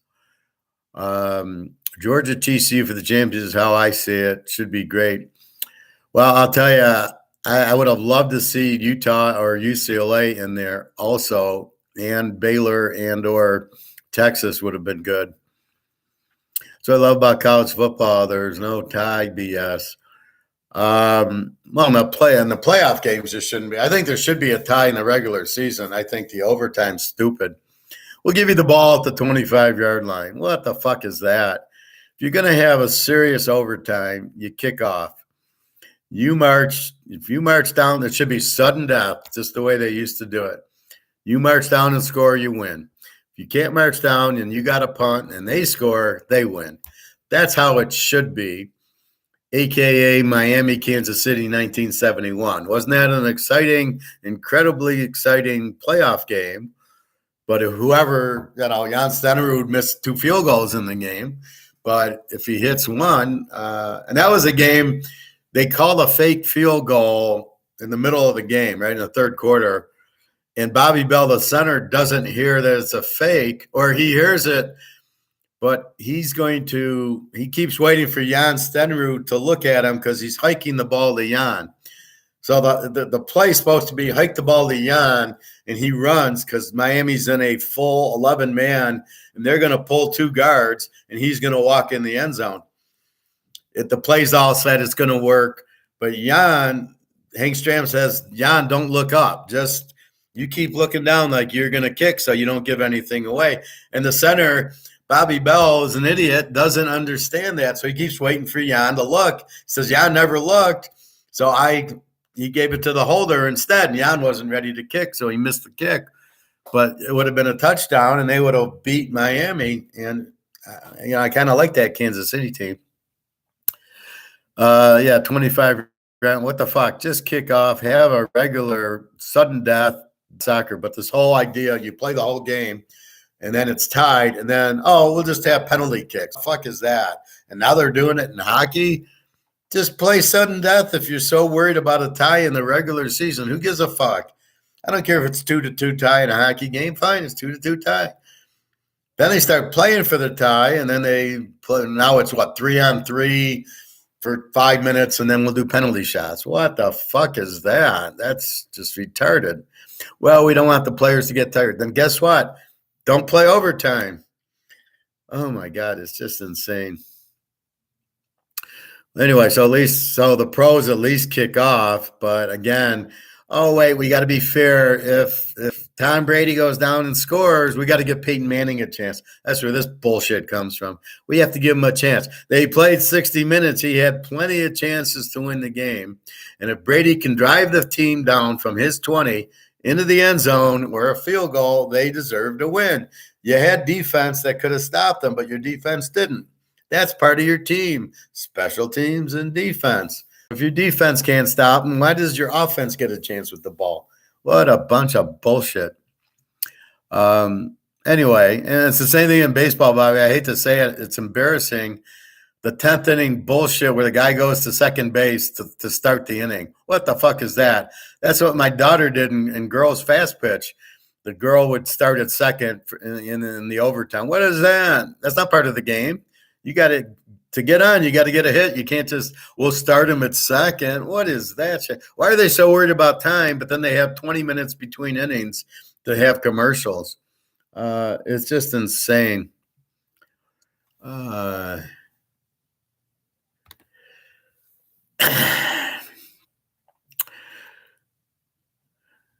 What the fuck is that when talking about hockey sudden death? Yeah, well, the whole thing, the soccer, the hockey, the baseball guy at second, the football, well, the college, let's start at the 20. I mean, it's like they're trying to end the game, then just let it be a tie unless it's a playoff game. So, yes, but that should have been regular sudden death. It should have been sudden death, not let's get them the ball at the 25. That's unfair because you're not kicking it. They could have fumbled the kickoff. They could have run the kickoff back. I went to a Lion Bear game overtime, and the Lions kick off, and the Bears run it back for a touchdown. Here you go. And the game was over after the one guy ran it back for a touchdown. I loved it. And of course, I was betting on the Bears, but that's how it should be. But you're taking that out of the hand. You're taking it out of the hand in college by not having the kickoff. And what is this fair catch crap? The guy calls a fair catch at the 2 and they give him the ball at the 25? No, they get the ball at the 2. He called a fair catch. What the fuck's going on with these rules? Oh my, we don't want to get people hurt. Then let them go play golf. This is football. This is the biggest contact sport. People watch it for the contact. People play it for the contact. You know football players, Bobby. They play, they like Herschel Walker. He loves to hit and be hit. He said he was going through withdrawals when he retired because he couldn't hit anybody legally. I mean, so these guys like to hit. So what the fuck? Oh, well, it's safety. Oh, my God. It's insane. Anyway, 12:40. So we'll go through the games one more time. Pitt, Atlanta, take the dog, take Atlanta in 7. Washington, the Giants are now 2.5. I'd like the under in the game. Green Bay, Chicago, go over. Jets and Mini, take the Jets, Jets. Cleveland, Houston, I have no fucking idea. I guess go over because I'm not trusting Deshaun Watson, and I certainly can't trust Kyle Allen. These are not pro quarterbacks. Tennessee, Philly, I like Tennessee as the dog and the under. Detroit, Jacksonville, I like the dog and the over. Baltimore, Denver, I like the under in the game. Miami and the Niners, I like the dog and the under in the game. Seattle and the Rams, free pick, take Seattle. The other free pick, take the Jets. Jets. San Diego, Oakland, I like San Diego as the dog and the over. KC, Cincinnati, I like dog, Cincinnati, and the over. Dallas, Indiana, I like the over in the game. New Orleans, Tampa, I like the dog, and I like the under. Dallas, Indy, you can't give me a score that makes sense. Dallas wins 28-10, 28-20. Indy upsets them. Prescott throws 4 receptions. I have no fucking idea. And the Dallas is not that strong. Like I said, we're loading up on that game when they host Philly, and I'm praying to God that Dallas is a 3-point favorite because I'm taking Philly in 9 all day in that one, provided there's no major injuries to Philly. Anyway, Teaser trends. The Bears are a very strong home dog. Green Bay's a very weak road favorite. The Jets are a strong dog. Houston's strong. Phillies 11-2 is a home favorite. Play against Jacksonville 18-3 is a road dog. Denver and Baltimore have good trends today. Seattle's 8-2 is a road favorite. San Diego's a very strong road dog, like 15-2. Oakland's a weak home favorite. Cincinnati 9-2 is a home dog, and Tampa and New Orleans are pretty strong trends. Again, the teams to bet against in a teaser are the Rams, New Orleans, Atlanta, Denver, and Seattle, and San Diego are the five, like 90% in the last year and a half.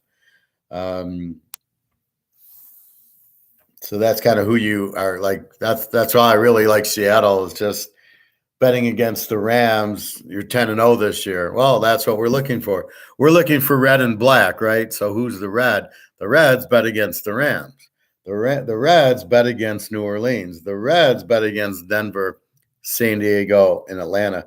But San Diego's unique. It's red and black because you can bet on San Diego and win and bet against them. So it's a close game, and we got 2.5. We got 8.5 in San Diego. Thank you, God.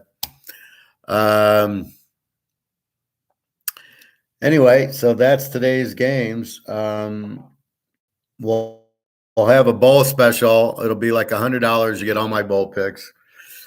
We had 8-0 in the locks in the bowls last year. It was unbelievable. 18-2 or 17-3 was my straight up record. And it was like the first week I had a couple of losses.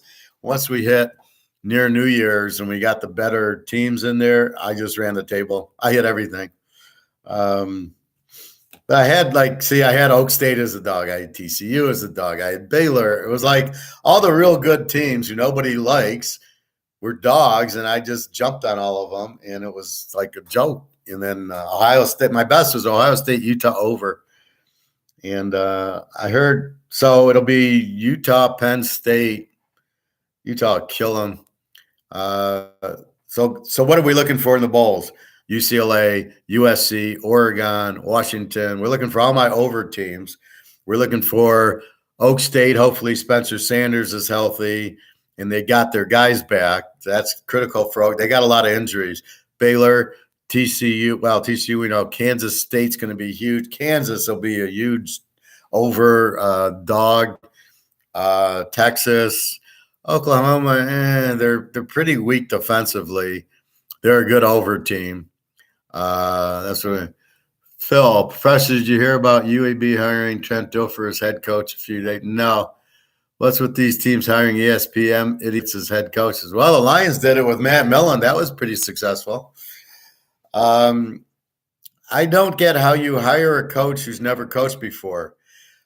Look at Isaiah Thomas and Magic Johnson and Larry Bird, the three best players during the 80s, and none of them could coach. Magic can't coach. Isaiah couldn't coach, couldn't be a GM. Bird, maybe a good GM, couldn't coach because they can't handle it. They're too good of a player. Dilfer sucks, so that's not a thing, but I don't know how you hire a guy. That'd be like me hiring a handicapper who's never handicapped before, right? What are your picks? Well, I don't know. I've never done it before, but I watch football. I mean, that's about the same thing. You've got to hire somebody with experience, so in their ideas. What's Dilfer going to bring in? And the thing I really get upset at is these ESPN guys get into the Hall of Fame because they vote each other in, and they shouldn't be in there. I can't think of the top of my. Well, I guess there was a white Chris Carter. He should never be in the Hall of Fame. I think he's in. I don't know, some of these guys, and then on the NFL Network, Kurt Warner should be. I think Marshall Faulk got in. He's not a Hall of Famer. And some of these, they just get in because their buddies on TV vote them in, which is a freaking joke. But yeah, I mean, so UAB was pretty good this year. Where did their coach go? I'm curious if he got hired. Now, Deion Sanders going to Colorado. What the fuck is that all about? Is Deion Sanders a good coach? And then he's trying to make his son a good coach, and Tom Brady, oh, Deion Sanders' son, what a great quarterback. Yeah, really? Against Jackson State competition? We see that with Carson Wentz. He plays North Dakota State and Trey Lance, and they suck in the pros. They're not good quarterbacks because they didn't play any good competition. So that's why I love Burrow. He beat Georgia, Florida, Alabama, all the big studs he beat. Clemson, Ohio State. That's what I liked about Burrow. He played the best teams with good defenses, and he beat them all, and he put up 40 points. That's really the thing. What do you got for me, Phil? I can't wait to watch UCLA, Utah, USC kick the shit out of Colorado and the widely overrated Deion Sanders, a very unlikable guy, in my opinion. And you can add Arizona and Arizona State also kicking their ass. Colorado State was a Z team, and we had Utah against them in the last game of the year, and they put up 63-7 or something at them. I think I locked it. Well, that's the thing. He doesn't get it. He's going up against UCLA, Utah, and USC. That was like when the coach from Wisconsin went to Arkansas. I can't remember his name. I can see him, but I can't remember him. Yeah, right. Well, there you go. So that's what Deion Sanders doesn't get. You're going to play three monsters, UCLA, Utah, and USC. And they're all going to be good. Brett Bielema, that's the coach.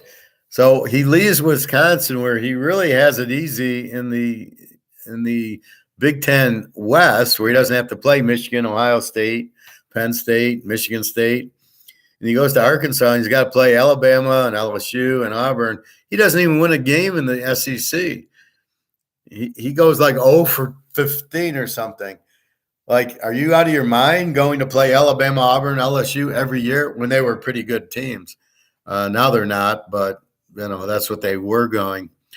And that's what I laugh at. These teams, you still think the Alabama and the SEC West is still good. They're not.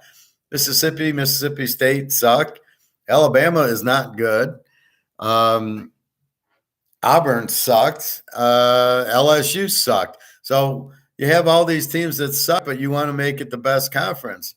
The only team in the SEC worth anything is Georgia.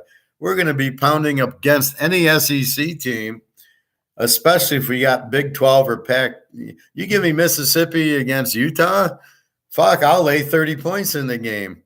Kansas State's going to kill. So I'm just drooling over the locks we're going to have.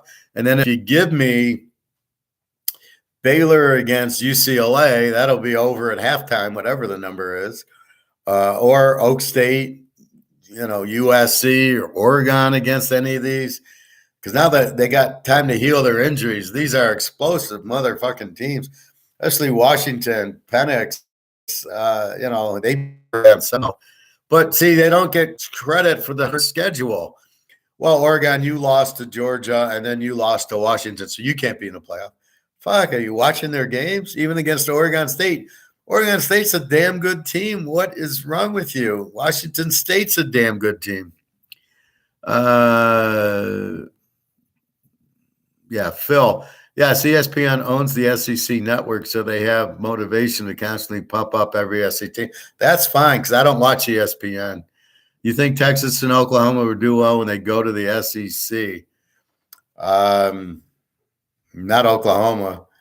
Oklahoma is going to get crushed. Texas, the problem with both these teams is they need better defense, because you can see what Tennessee does, right? Good offense, no defense. You see what Georgia does. You got to play Georgia every year, and you can't handle Georgia unless you have a top defense. And Oklahoma has slept. No, they had a pretty good offense and no defense. They were like what, 6-5? And Texas, they played Alabama, but you see it's kind of a weak Alabama team. I think they're making a huge mistake by going to SEC. It's like the coach. It's like Scott Frost leaving UCF, where he's undefeated, to go to Nebraska. And guess what? You got to go play Michigan and Ohio State and Iowa and Wisconsin, and you couldn't win. Now you look like an idiot. Yeah, you made some money, but you wouldn't have made money at UCF going undefeated. You're telling me they didn't pay you? So for another $1 million a year, you look like an idiot that you can't coach. And I don't know what was said at the end. But I guess there's some bad blood between him and the owners. So I don't know, but this is the problem I have. You're a good coach. You switch.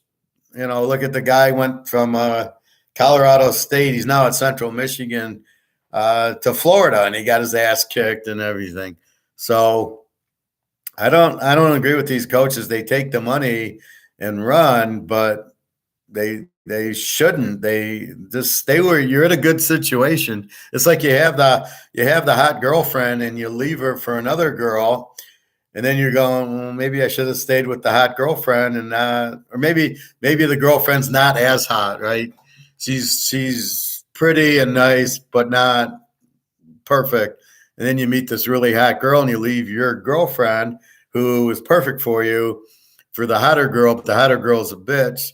So you end up where you're not happy because you got the hotter girl, but you're better off with the other girl who was pretty and nice and perfect for you. And that's what these coaches keep doing. Phil, isn't UCLA and USC moving to the SEC also? Yeah, they're going to the Big Ten, I believe. USC and UCLA, and they get the Ohio State and Michigan's ass. They really want SEC to be a separate tier of football. I hate it. I don't understand all these different conferences. So no, USC, UCLA will be in the Big Ten. The problem is what's going to happen to the Pac-10 and the Big 12.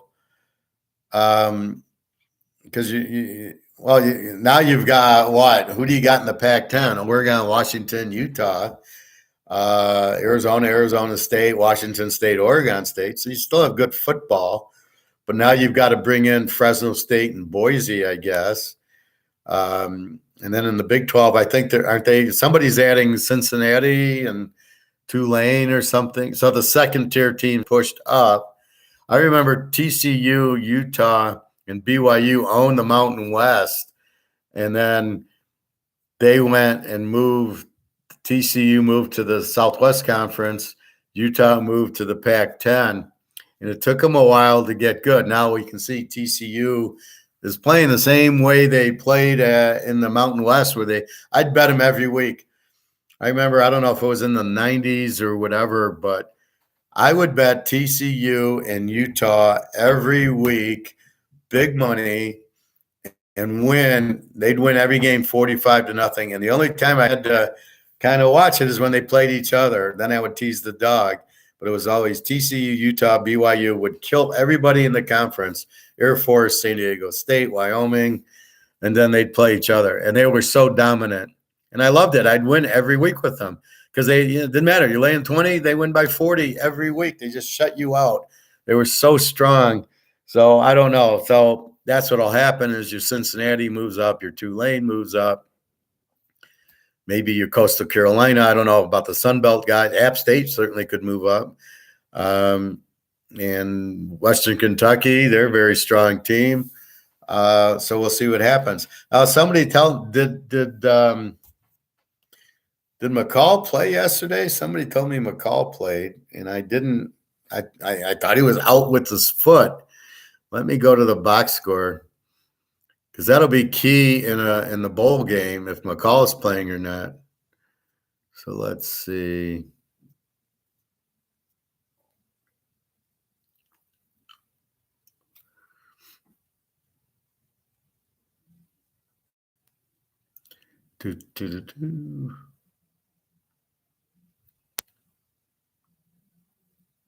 Look at New Mexico State. They switched that quarterback 65-3. Granted, it was Valparaiso, but still. Coastal Carolina, Troy. I was so proud of that game. I had Troy -2. When you start winning with Troy, you got to love it. McCall did play. Unbelievable. See, this is the problem. You trust the injuries, and the injuries say he's out with the foot. 29 of 41, 70%, 3 touchdowns and an interception. Those for 300 yards. And they still get crushed by Troy. But I'm glad I didn't play the game under. I was going to play the game under because without McCall, but I just knew Troy -2. And I saw the line drop to 6.5. And I wonder what was going on, but I never saw McCall was playing. And 45-26. So that's, again, the information. I never got information that the UCF Plumlee wasn't playing. I bet it over, and I go, well, I'm fucked. They're not going to score. And then somehow they still put up a 70-point game. You think Brian Kelly will win a title at LSU next year or two? No, he can't beat Georgia. All right, you got lucky to beat Alabama because Alabama really sucked this year. And I think the game is passing by Saban, because as I tell you, he learned it from George Perlis at Michigan State, who was the defensive coordinator of the Steelers in the 70s. So his defense is predicated on stopping the run, which is what he does. But he can't handle these running type of quarterbacks, and he can't handle the Georgia defense. So I don't think he'll do anything because he just doesn't know how to coach a defense that handles these running quarterbacks. That's why he lost to Johnny Manziel twice. He didn't know how to handle a quarterback that was mobile. Well, now everybody's mobile, so he's fucked. Will he win a title? He can't beat Georgia. Can he? Well, let's see what he does. But if he couldn't win with Bote this year, God, I pray he goes to Cincinnati. Bote. I heard he caught like a 50-yard touchdown yesterday. I was so happy for him. I don't know. I mean, he did good at Lake Superior State or whatever, Grand Valley State, Michigan in Division III. He won some titles. Did nothing at Notre Dame, so he goes to LSU because it's easier to recruit there because of the grades that you need at Notre Dame. But LSU's got good talent, but if he's going to go with this quarterback like Daniels, he's in trouble. You're not winning with that guy. Phil, and McCall is only a sophomore, so we shouldn't have to worry about him sitting out either. No. And to your point there, Phil, it's not that they sit out. It's giving us the notice they're sitting out. Like Jabril Peppers from Michigan, 5 minutes before the game, he says, I'm not playing. Well, you can't. You don't even know that. And Rising did that to us on Utah. I'm just not going to play. Obviously, these games are fixed, and the quarterback's doing that. I don't mind if the quarterback's injured and you know he's injured and you don't play it. Like Bo Nix, Spencer Sanders, you knew, and then they still pop in. Spencer Sanders is not playing against Iowa State. I lock Iowa State under. Iowa State's winning 14-6, and then all of a sudden Spencer Sanders comes in and wins the game 20-14. What the fuck's going on here? And yesterday, Plumlee, well, he didn't. It was his decision not to play. You're the coach. It's not his decision. It's yours. And if the guy isn't good to play and doesn't want to, I wouldn't let him in the game. I'd say, go fuck yourself. You didn't want to play. You're not playing. You're not getting in the game. Now, the backup, Mikey Keene, wasn't even dressed. So there's a big problem at UCF that both quarterbacks didn't want to play in this game.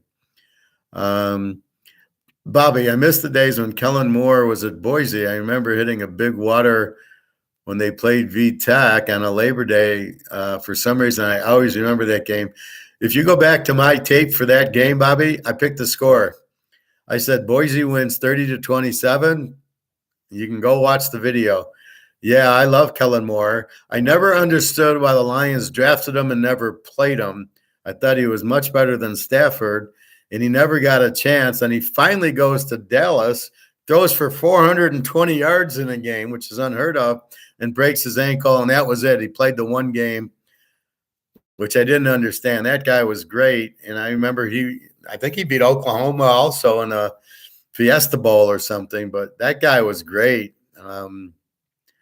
And I never, but I had bet. I remember that game, and I bet it hard. I took Boise as the dog, And I even named the score on my video. So go back to that date, go back to my video, and I tell you, Boise 30-27, and they won 30-27. It really freaked me out. LSU needs a new quarterback that can throw the ball deep. Oh, you mean like Joe Burrow? Daniels just runs and doesn't maximize the great. Well, that was my whole point. You got Bote on it and other receivers, and you don't have a – that's why those guys didn't want to play. You start with Daniels, and you're like, what the fuck? I want to be drafted first. You got a running quarterback. What are you thinking? So I don't know what I was thinking to start that guy. Got hurt, who I was expecting to be the quarterback, and you bring in this guy who sucked at Arizona State. So this is my whole point. This is my thesis. If the guy sucks at Stanford like Mills was terrible at Stanford, and somehow he's the starting quarterback of the Houston Oilers. Are you fucking kidding me? Where are you looking? Well, I guess he's cheap because he's in the first 4 years. So you're just throwing some guy out there because you want to save money? Is that what's going on? Because he's cheap? I have no idea, but I just sit there and I really don't get, if the guy sucks in college, why you would think he'd be good in the pros. It just doesn't happen. Montana was great in college. Brady was great in college, but the coach never played him. But when he did play him, he beat Alabama, put up 400 yards. So if you go by that, he was pretty good in college. But Kirk Cousins was not anything at Michigan State. I know. I saw those games. I never would have drafted. I was shocked when Washington drafted him in the 5th round. I'm shocked he's a starter at Minnesota. But then I don't wonder why Minnesota is so erratic, because if you pressure him, he just folds like Stafford does. Bobby, yeah, Boise State was great back then. Cool. I will look back to that video after this. Yeah, just it was done the Friday before the game, and the game was Labor Day, as you say. So if you go back, I don't delete videos. Even when I pick bad, I don't delete them. I'm a man. Yeah, I named the score, and it was kind of cool. But I do that a lot where I name the score, and it comes in pretty good. See if I got the balls to give you the details. These BetMGM guys and these other guys don't really want to do that. But we'll walk through the bowls. So I assume the bowls will be announced today or tomorrow. We'll look at it. We'll preview them. Just a great college. At first, I didn't really see it, but see, that's the thing. That's what I'm doing is I'm figuring out. It's a chess game and it's a little poker game, and I'm figuring out the game. So I figure out Fresno State Boise because Hayner's playing, and I figure out UTSA North Texas to go over, or TCU Kansas to go over Kansas State, or Tulane UCF. That was my favorite one. I figured that one over, and Troy, I was going to go under with it, but I figured when the spread dropped and I don't see McCall playing, I go, oh shit, I'm going to take Troy, such a strong defensive team. So had I known McCall, I don't know if I'd have made the play, but I probably would have went over instead. And then Michigan played, which, they had clinched, so you never know what you get from Michigan. I will watch that video while shining my silver buffalo rounds. You need more, Bobby. You got another 3-4 weeks. But my guy's got a lot of silver in, and he had his Eagles. And he says that the 22s I sell for 40, and the older ones I sell for 35. I was like, okay. The Buffaloes were 28, so they're itching up. And he can't get gold Eagles. The only reason he had Cougar ads is somebody came in and sold them to him. So the only time this guy has gold is when somebody comes in to sell it. A lady and her husband. So I'm in the store kind of waiting for a guy to wait on me. And they know me there. I'm always there. And this lady and her husband's there. And I go, what are you doing? I said, are you selling silver? And she says, no, we got a bunch of old coins in. And we're seeing what they're worth. And I said, don't sell your silver now. She looks at me and what's going on? Says, well, it's 20, it's $20 an ounce. You can get 28, 30. They're going to 2,000 an ounce within a couple of months. Probably January, but February, let's say. They're going to like $2-3 grand an ounce. Don't sell it at 27. You'll kill yourself. Why would you take 27 when a month later they're 2,000? So she was like, really? Oh, thanks for telling me. So I like helping people out.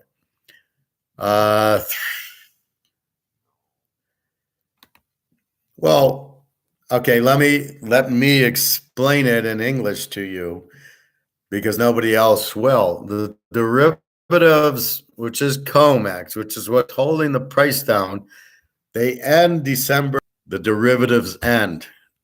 And nobody wants to buy them down because nobody in their right mind thinks gold and silver are going down. All the banks are long. They're going up on them. So once that ends, what's keeping the price down won't stay down. Then the price will start to get back to market, right? This is what we want, market for the gold and silver. The gold and silver is suppressed, therefore it's not at market. Therefore, you are able to steal these coins so cheaply, right? You're getting them for 20. I got them for $28. Yeah, I'll show you my ticket yesterday. This is my ticket yesterday. I got 15 of them for $28.20. $28.20. And then here's my Cougaran for $18.74. This is my purchase yesterday. All right, 15. And that, you're not going to find it for 28. See, that price is not real. And when I tell people it's not real, they think, well, it's at market. You think it's going to head up by January. I think it's going to be very, very soon.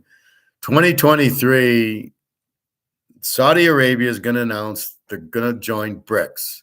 They're going to sell their oil to BRICS and take it in any currency, not U.S. dollars. All these other countries want out of U.S. dollars.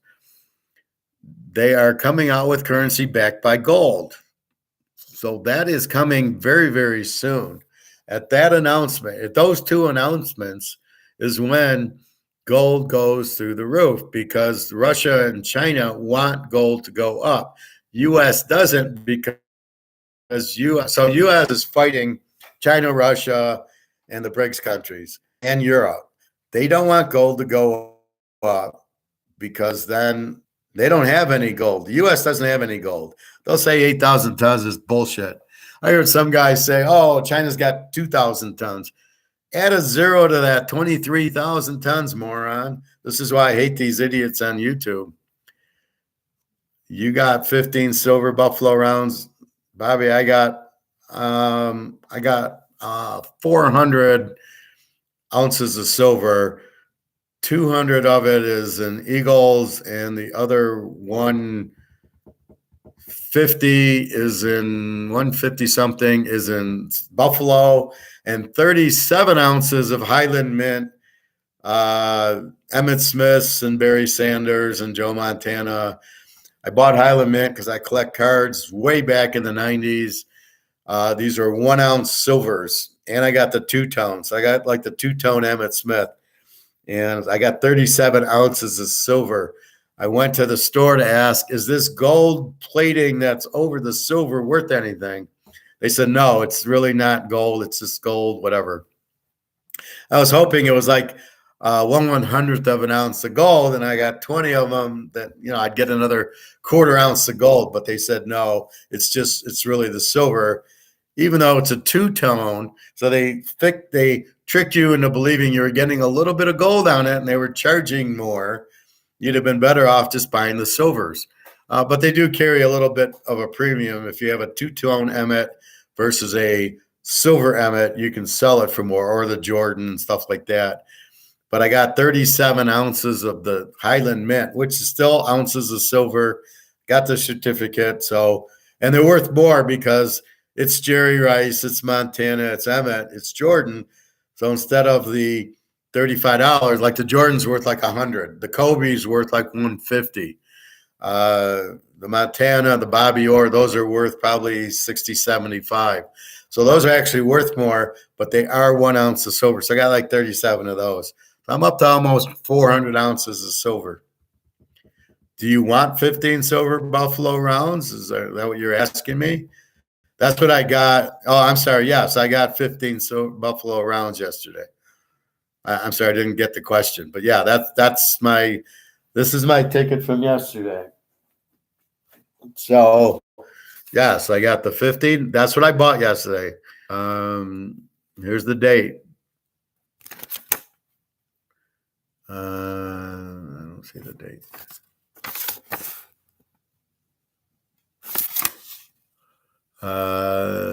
Yeah, here it is, 12/3. So on 12/3, which is yesterday, is 12/4. At 3 o'clock, I bought 15 rounds and 1 Krugerrand. So that was what I bought yesterday. So, I mean, I put my money where my mouth is, but why am I doing it? Because I'd rather have that asset than this asset, because I know they're inflating this. Means my asset dollars are going down in value. It's not backed by gold or silver. So I go right to the horse's mouth. I go right to the gold and silver, which is what should be backing this, but what isn't backing this.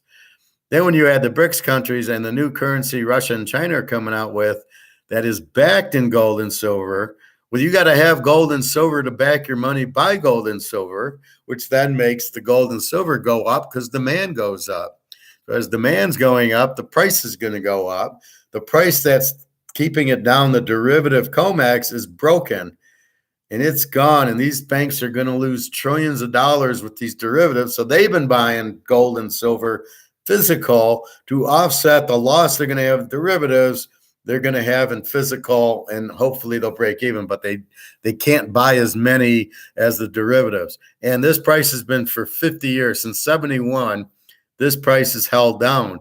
So when you finally let the jack in the box out of the box, or the genie out of the bottle, this price isn't going to go up a little. It's going to go up a lot. And the demand in India, Russia, China, and basically all of Europe is huge for this. The only idiots that don't demand it are the Canadians, the people in Britain, and the idiots in the U.S. People in the U.S. are so stupid, no offense to my class. They don't understand it. They'll buy See, they're always looking for a scam. So they're looking for that quick dollar. So they buy Bitcoin. Why? Well, because it's going to go up. Well, what's going to make it go up? I don't know, but it's going to make it. You know how many times at poker, I'll sit at MGM, the poker table, and we talk about that, and they go, well, I'm not in gold and silver. It doesn't move. I'm in Bitcoin.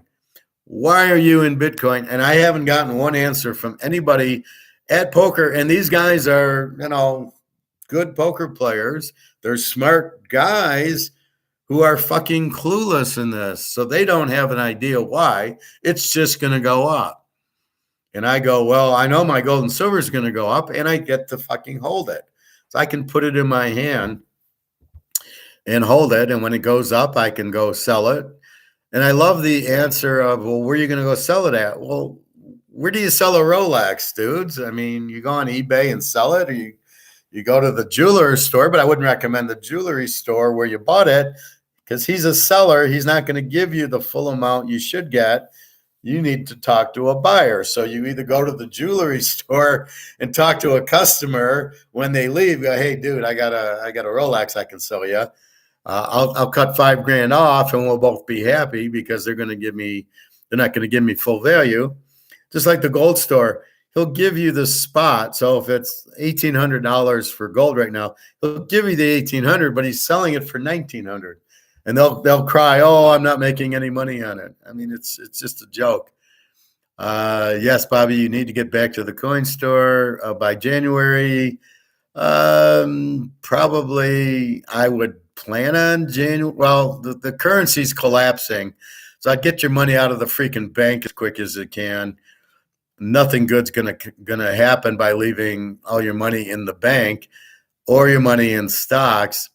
And it's funny, I went to the bank on Friday to get my money out that I moved from my IRA into the bank to cash it out. And she's like, why do you want the money? And I just paying bills and my bills. It's like, it's my money. I want it. Like, shut the fuck up. Just give me my money. And I got it on Friday. I was a little worried, but I got it. And she counted it out. They run it through a machine so you can see, yep, here's the amount, because I got a lot of money out. But the banker doesn't, digital currency, you'll always have the dollar. I think what'll happen is you'll switch dollars. So they're going to end this. This is gone to zero. And then they'll come out with a new dollar.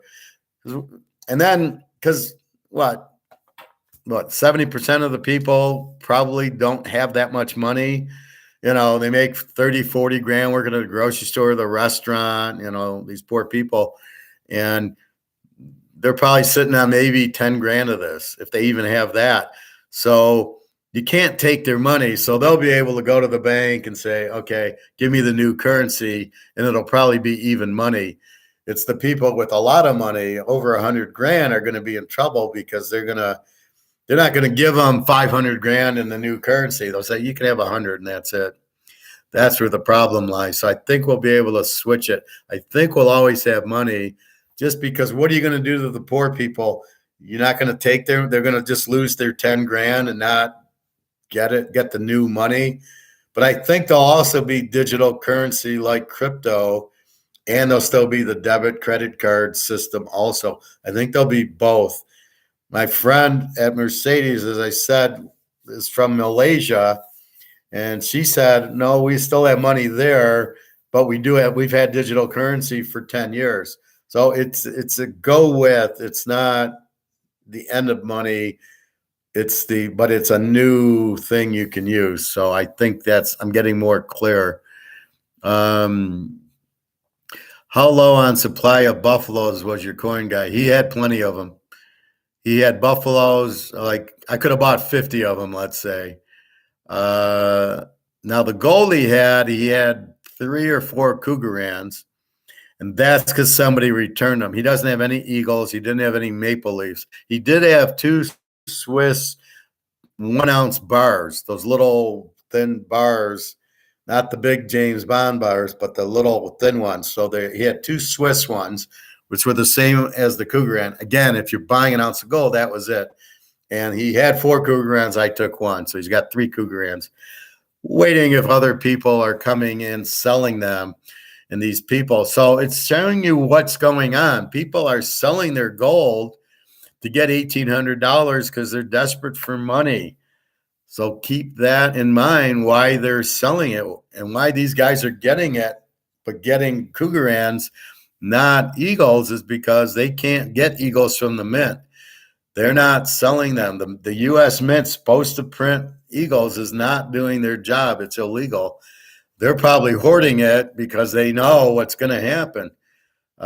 So it's going to be soon. I don't want to give you a date, but it wouldn't surprise me in the next month or two the shit starts hitting the fan. But it could be a little bit longer.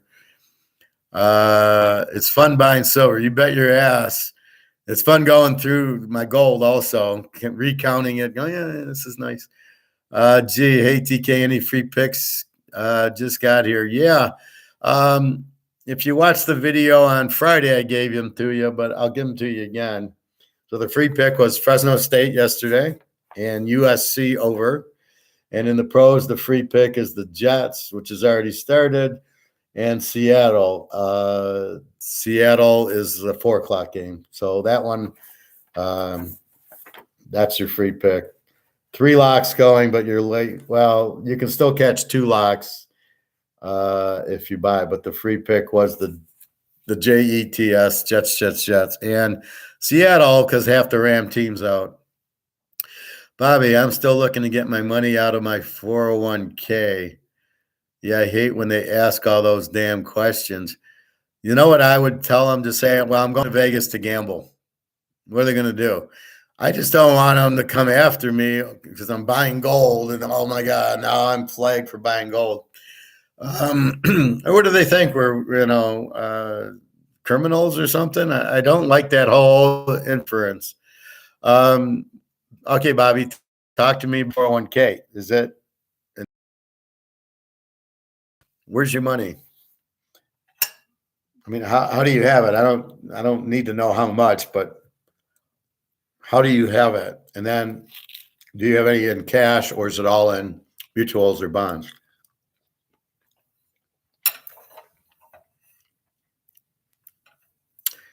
If it's in mutuals, if it's in bonds or cash, you got to get it out. You got to get it home, at least in your safe, and you want some gold and silver, depending on how much you have. Because in stocks, the problem is the stock market's going to crash. Make no mistake, we're in a recession, which just means the economy is slowing, which means companies aren't going to make profit, which means their stocks are going to drop. Look at Tesla, look at Microsoft, Amazon. They're all doing these layoffs. Well, why do you think they're doing the layoffs? Phil, years ago, before I knew better, I handled my silver bars, handed and stored it in a Crown Royal pouch. Now I have a few dozen tarnished ounces. Will that affect the value? What tarnished them? The air tarnished them. That's why I keep my gold in little holders.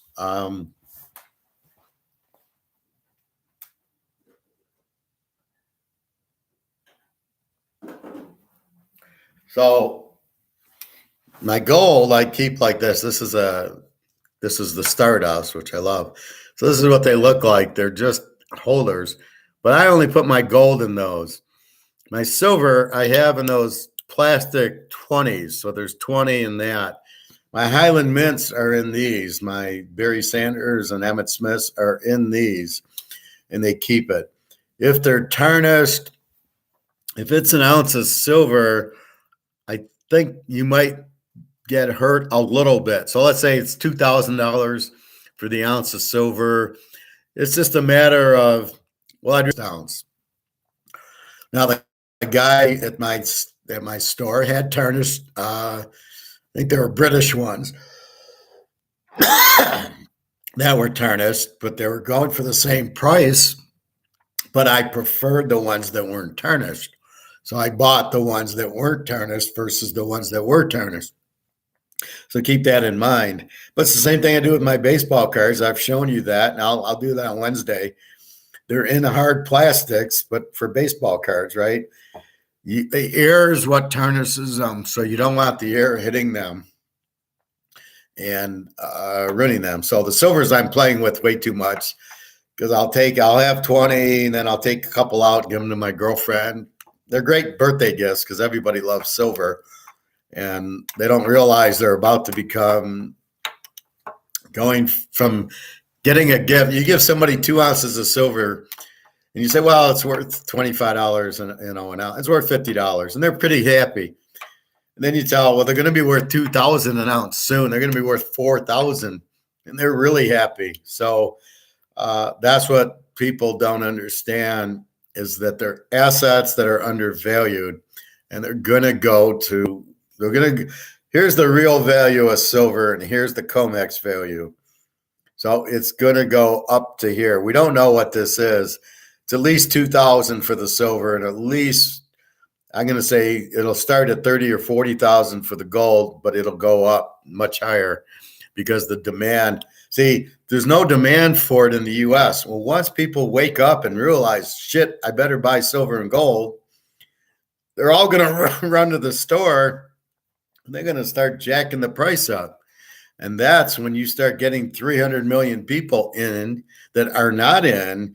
You're going to go way past 2,000, but I'm just being conservative with that cost. So Crown Royal, I'm a little bit hurt, Phil. I'm a Canadian club guy, but I understand. Actually, I have my gold, but it's all in these plastics in a gold floor shine bag. It's kind of cool. I don't know if it's floor shine, but it's a gold. Might be a Coach thing or something, but it's a gold bag. I just put all the coins in there and tie it up and lock them away. It would all hurt them a little. Would you prefer a nice shiny one or a tarnished one? Well, of course, we all want the shiny one, but at the end of the day, we want an ounce of silver or an ounce of gold. So the gold's indestructible. You don't have to worry about it. The silver, yeah, it fades a little bit.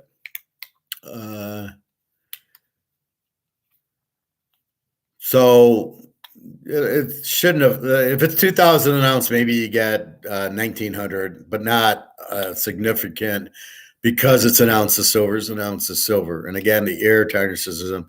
So put them in these hard plastics or a container. If you got a lot of silver, I go to my guy and he gives me that plastic container that stores 20 ounces, and then you put the lid on it. So do that.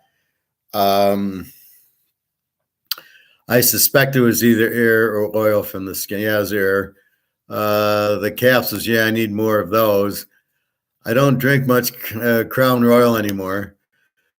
Professor, you ever sit there and just admire your stack? Hell yes. I admire it when I buy a new one. Then it joins the family.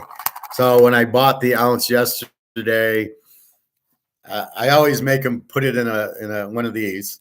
They sell them for $1 or $2. Look, I'm buying $2,000 worth. Give me but they do for the gold. So they'll put the gold in the plastic, and then I open the pouch, and then I dump it out, and then I count what I got. And I always get kind of messed up with the half ouncers because they look like ouncers, but they're a little bit smaller. And then it throws my count off because I'm counting them as ounces. I go, I don't have that many. So I know exactly what I got. But hell yes, I admire them. And the silver, I had 15, so I added it to my stack. And then because I give some to my girls, I then have I don't have a full 20. Like yesterday, I bought 15, so there's room for 5 more. Well, I had 5 more, so I made that a 20. That's what the plastic holds. And then I went on. Now I got another plastic with 8 or 9 ones that I need more to get to 20. And the Highland Mints, I got to figure out what to do with them because they come in this little box, and you open it up, and there's a little figure. Oh, it's Emmett Smith, and this is 1 ounce of silver, like a certificate of authenticity. And then you lay it down, and so the coin lays here, but on the back is there's a little card that says what it is. So those are in like these little boxes. So yeah, it takes up a lot of room. So I'm trying to figure out, but I don't really want to take the box. I don't want to take the coin out of the box because it gives you that little certificate, which you might need if you're going to buy it. So if you wanted to buy a Michael Jordan from me, you'd want the whole box, and you can see it's Jordan and it's numbered, it's limited, and it's 1 ounce of gold or silver, and you could go from there. So you'd probably want to see it. So I kind of keep the box just because, but that takes up another big container because all these boxes I got. Phil, Bobby, that's the funniest part. Yeah, before I just had a bar, but now, yeah, my bed's getting crowded. Well, there you go. And the girls like it too, Bobby. So you give 1 ounce of silver for a birthday gift, or, like when I met my girl in Lisbon, I gave her 3 ounces of silver and a half ounce of gold. She loved it. That was it. That made her day. So now when I meet her, she's expecting, she expects the silver or the gold. So, she knows it's worth a lot. She knows it's going up a lot. So these Ukrainians are pretty smart. But they're nice gifts, especially the silver. And we're going to need the silver because the gold you're going to want to buy a Ferrari with, or a nice house, or a Mercedes. You'll have a 1 ounce of gold is going to buy you a Ferrari. But you got to go to the grocery store. You got to pay rent. You got to do this. Well, you don't want 1 ounce of gold. They're going to be worth a fortune. That's where the silver comes in. So you sell 1 ounce of silver for, let's say, $5,000. that'll pay all your bills and everything. And the biggest problem I see with this whole mess is how they're going to revalue everything. All right, so say you got a mortgage on your house. Well, we all know the mortgages are going to zero. Now what happens? What is the value of your house going to be? So you live in a $400,000 house with this bullshit money, right? So now we get rid of the money. We come out with new money. What's a steak going to cost you? What's your electricity bill is going to be? What's your gas going to cost? Because it's not going to be at this price. It might start there and then eke down. So my thought is like Oreos are $5 for a box are going to go down to like $1 for the box, because the dollar, the new currency, will be a lot stronger at first. If they don't back it by gold, it's going to end up the same way as this. And once people don't trust this, they're not going to trust the new currency. If they don't back it by gold, they're going to say, well, the same shit's going to happen. So be careful of the new currency. Put it this way, if you know people in Russia, China, or the BRICS countries, you'll probably want to give them money for the yuan or the ruble backed by gold. You'll want anything backed by gold, or the Indian rupee, whatever it is.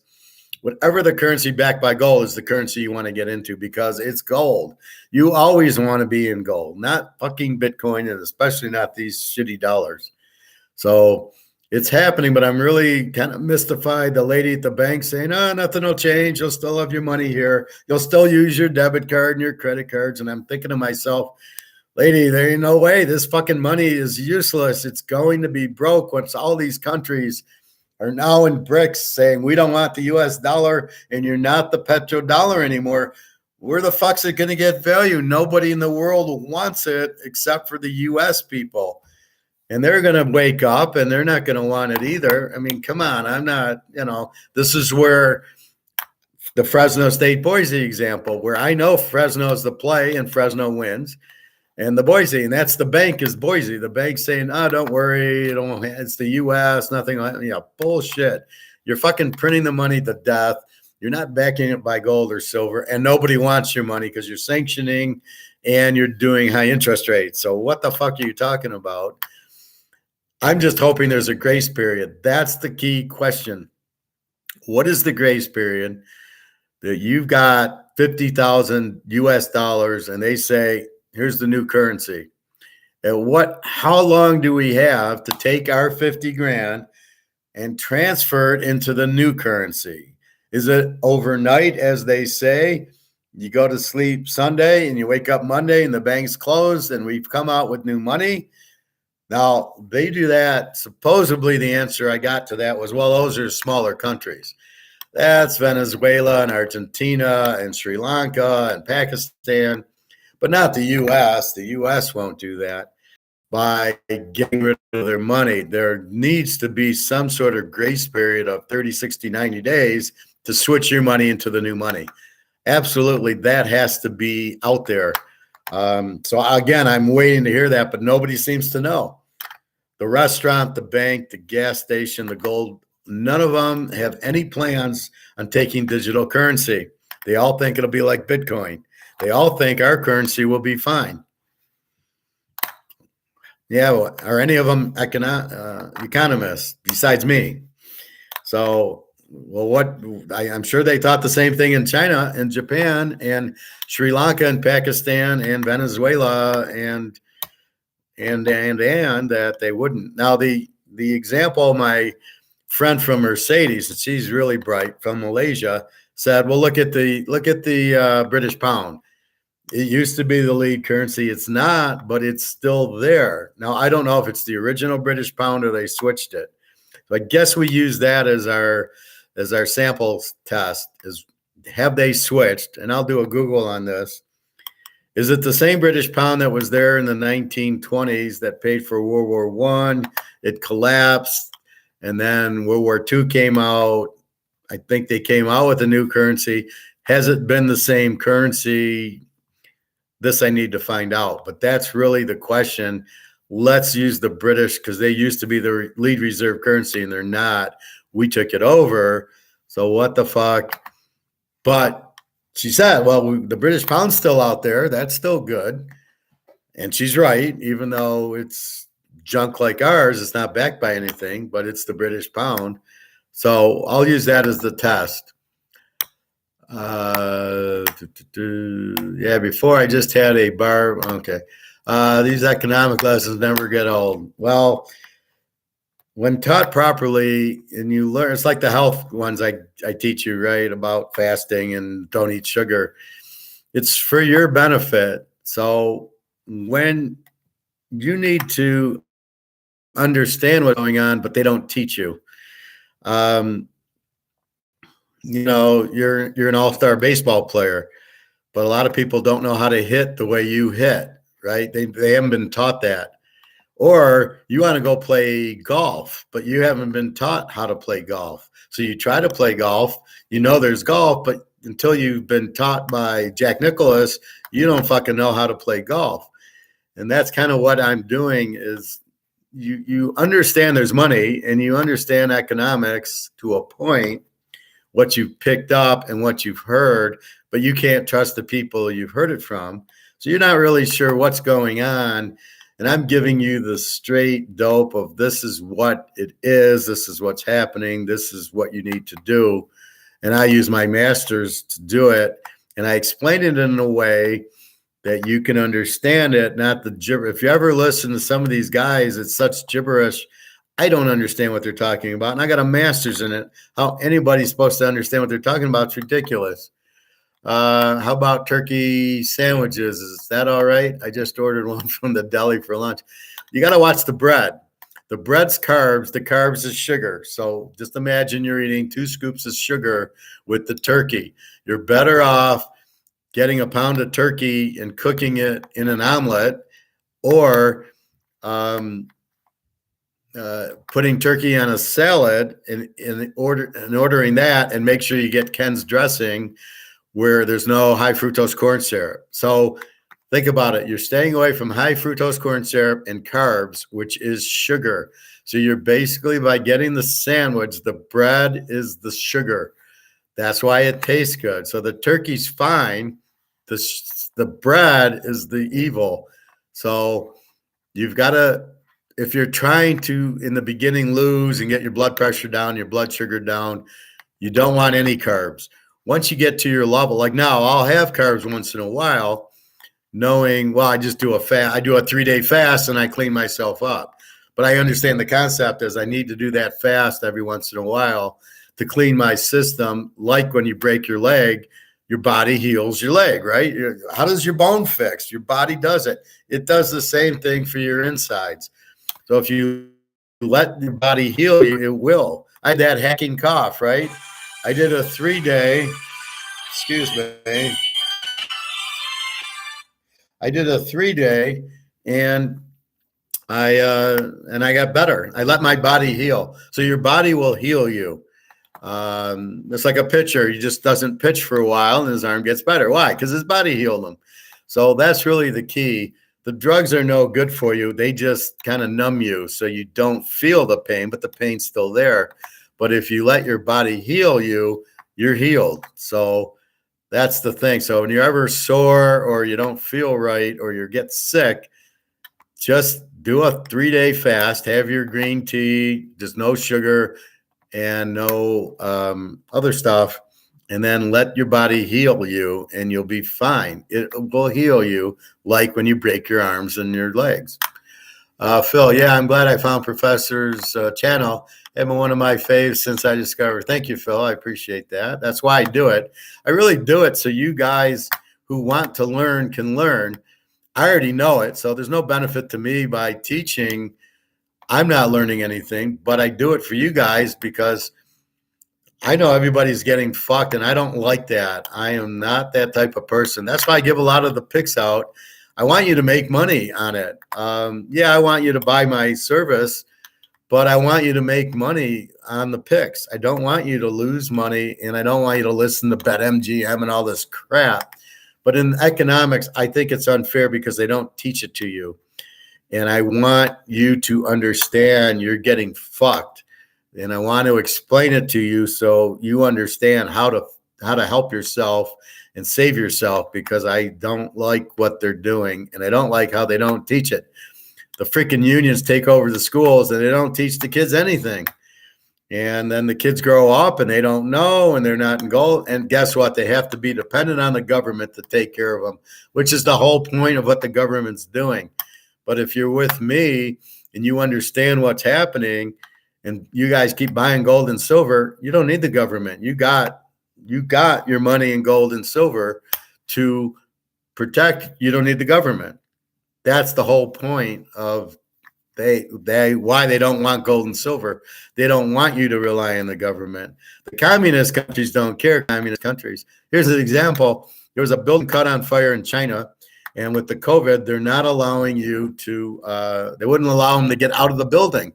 They have the building locked. They, the whole thing at the key and the lock, and they locked it. The people couldn't get out. They all burned to death in the fire because they couldn't get out of the building because the police locked it. Because of COVID, they didn't want anybody out. So it's okay. At least you won't get COVID, but you're going to die from the fire. This is China and Russia. So, good luck. Let's see. Bobby, Professor, just curious, what's your phone ringer music from? Sounds like one from a movie. I think it's just what it came from. I would like to get one from like Money Heist or something. They have a lot of. If you watch Money Heist, and I highly recommend it, then they have a lot of good songs in there, especially season 5, and I should get a ringer from that. It's just from the phone. It's not anything. I used to buy them, and then I switched phones. I said, fuck it, whatever it is. That was my friend in Vegas, and I tell him, he wants to talk to me. I said, just go watch the video. I'm doing it live so you can get a hold of me. But after doing this, I don't want to be on the phone talking to somebody about football when I'm going over the whole thing right now. And I do it live so you can ask the questions you're asking, and we can get off onto other topics like playoffs and gold and economics and all that stuff and your health. So when I get Chinese, I get General Chow. I don't get the fried rice and the egg roll. I get General Chow, but the way they do it is there's no MSG, and they don't fry it. They wok it. It's the best Chinese anywhere, and it's very healthy. So I'm eating a lot of chicken and a lot of broccoli. That's how you eat it, Bobby. There's no bread involved with it because I don't get the combination with the fried rice, because the fried rice isn't good. It's fried, and rice is a carb. So by eating just the chicken and the broccoli, I make, I'll make a salad or something, or I'll have, something to eat with it, or my avocado. And as I've lost the weight, but chocolate, not M&Ms. This is perfectly fine as your little escape.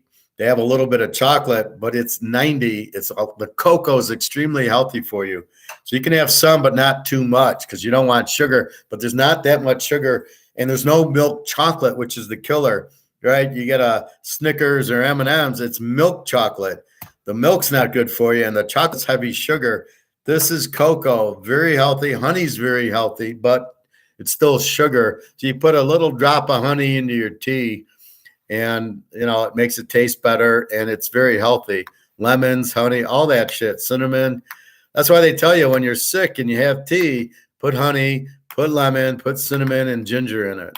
And that's what I do, but I put it in every day anyway. So I'm always trying to be healthy, and I go do my swim and stuff like that. But that's really the key to it. But you got to understand it. You got to find it. That's where most people are lost. They'll go to the doctor. I don't even go to the doctor anymore. There's no point. He's going to give me some pill to numb me, and it makes you more sick than not. I just do my fast and I get healthy. So what do I need the pill for? I did take that little, but that was a health food for my cough. And you notice I'm not coughing. That was I showed the bottle, but it's a health medicine. It's not Tylenol. It's a healthy. It's like a herb. So it's very much like the cocoa or the ginger or something. It's the same type of idea that I'm eating for the cough. And as you can see, I'm not coughing. Phil, How do you bet or recommend people bet? I use online books, never had a problem with payouts, and I like the live betting features. Do you think a local bookie or casino would be better? I've had a local bookie for a long time. We trust each other. I know him, so I'm not worried like he's not going to pay me. And I like that it's private. I really don't. You can bet online, but then people know you're online, right? They can trace you and track you and see you do bet it. But as long as you get payout, that's fine. So if you can find a bookie, mine was from my dad when he was alive, and then there was bookies at the bowling alley. So there's always bookies, or if you go down maybe in poker, if you go play poker. So if you go to the casino, maybe you're sitting in the sports book. Hey, Charlie, do you know a bookie? But you really want a guy that you know is going to pay you off and they tend to have better odds. My bookie was even money on teasers for years, and then he finally went 11-10. And, MGM, like bet MGM's 13-10 on a fucking teaser. Are you kidding me? And don't do these props and don't do the money lines. They're terrible. So, how do I bet? Okay, so I bet with a bookie. If I'm in Vegas, I'll go to Caesars or I'll go to a William Hill and I'll bet there. So I use the cash. I get the card. When it's over, I go collect. That's what I do there. Online books are okay. As long as you never had a problem with the payout. That's the key, is getting paid out. I haven't done live betting. I just bet the game. I study the game. I go, they're going to win. And then, off I go, like the Jets. I like the Jets in 9. Well, I don't know what the score is. I'm not watching it. I'm not doing this live betting. I don't really understand it. But I'd probably clean up on it because I would still think the Jets in 9 are good. Like yesterday, I probably would have adjusted to Georgia over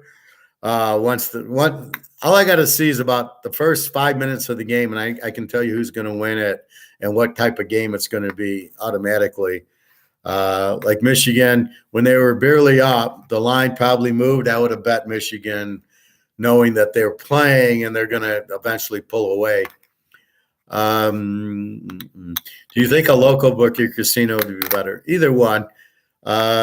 If it's a local casino where you could go bet and get the payout, but you got to look at the odds. So the key is the odds, right? If you're getting even money or 11-10 on your teasers, then you're fine. That's what you're looking for. But then you got to look at the point spread. I'm looking around with you. Like, what was it, 5 dimes? The spread would be 7.5, but on 5 dimes, the spread's 9. Because they don't want you to get under 3 in a teaser. Well, fuck that. The spread's 7.5. Unless I like the dog, then I would take the 15 and say, you just fucked yourself. I should only get 13. Now I get 15. So when I wanted the dog, I do it. But I don't really like the online.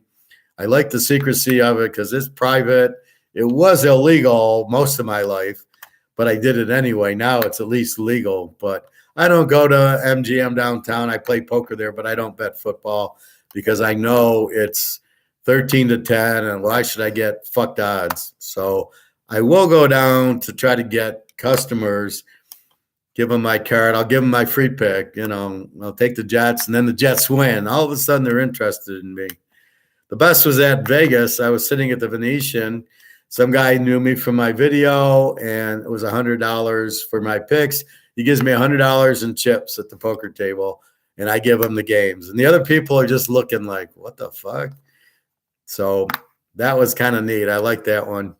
And we won that day, so I felt good. Phil, yes, I use Bet Online mainly. Never had an issue. I don't really trust FanDuel or DraftKings. They both just got hacked recently, I think. Well, anything to do with the NFL like that or BetMGM, I wouldn't use. You got to be very careful. Try to get your own bookie, or if you can, go to the casino and make the bet. Like William Hill, they're giving me a ticket. I go back, I get the money. I'm really not worried about it. But online, look what happened with this FTX Bitcoin shit. That's what I'm scared of. That's why I don't like these cash apps. So the girls ask me, do I have cash app? And I go, no, I only use cash. If you don't take cash, fuck you. That's what I don't like Cash App at all. PayPal, I'm okay with, but I'd prefer just cash or something. Bobby, Jets Vikings tied at 3, but Minnesota at first and goal at the 4, so hopefully Jets holding them here.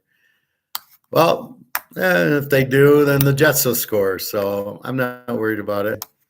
As I say, talk to me with 2 minutes left with the score, but the Jets will be back. Never mind, they gave up the touchdown, so they are now down. That's okay. Then they're okay. All right, that's it. That's fine. I don't like PayPal for political reasons, but that's different. They are really partisan company. I agree. I don't like communists, and I don't like this woke culture either.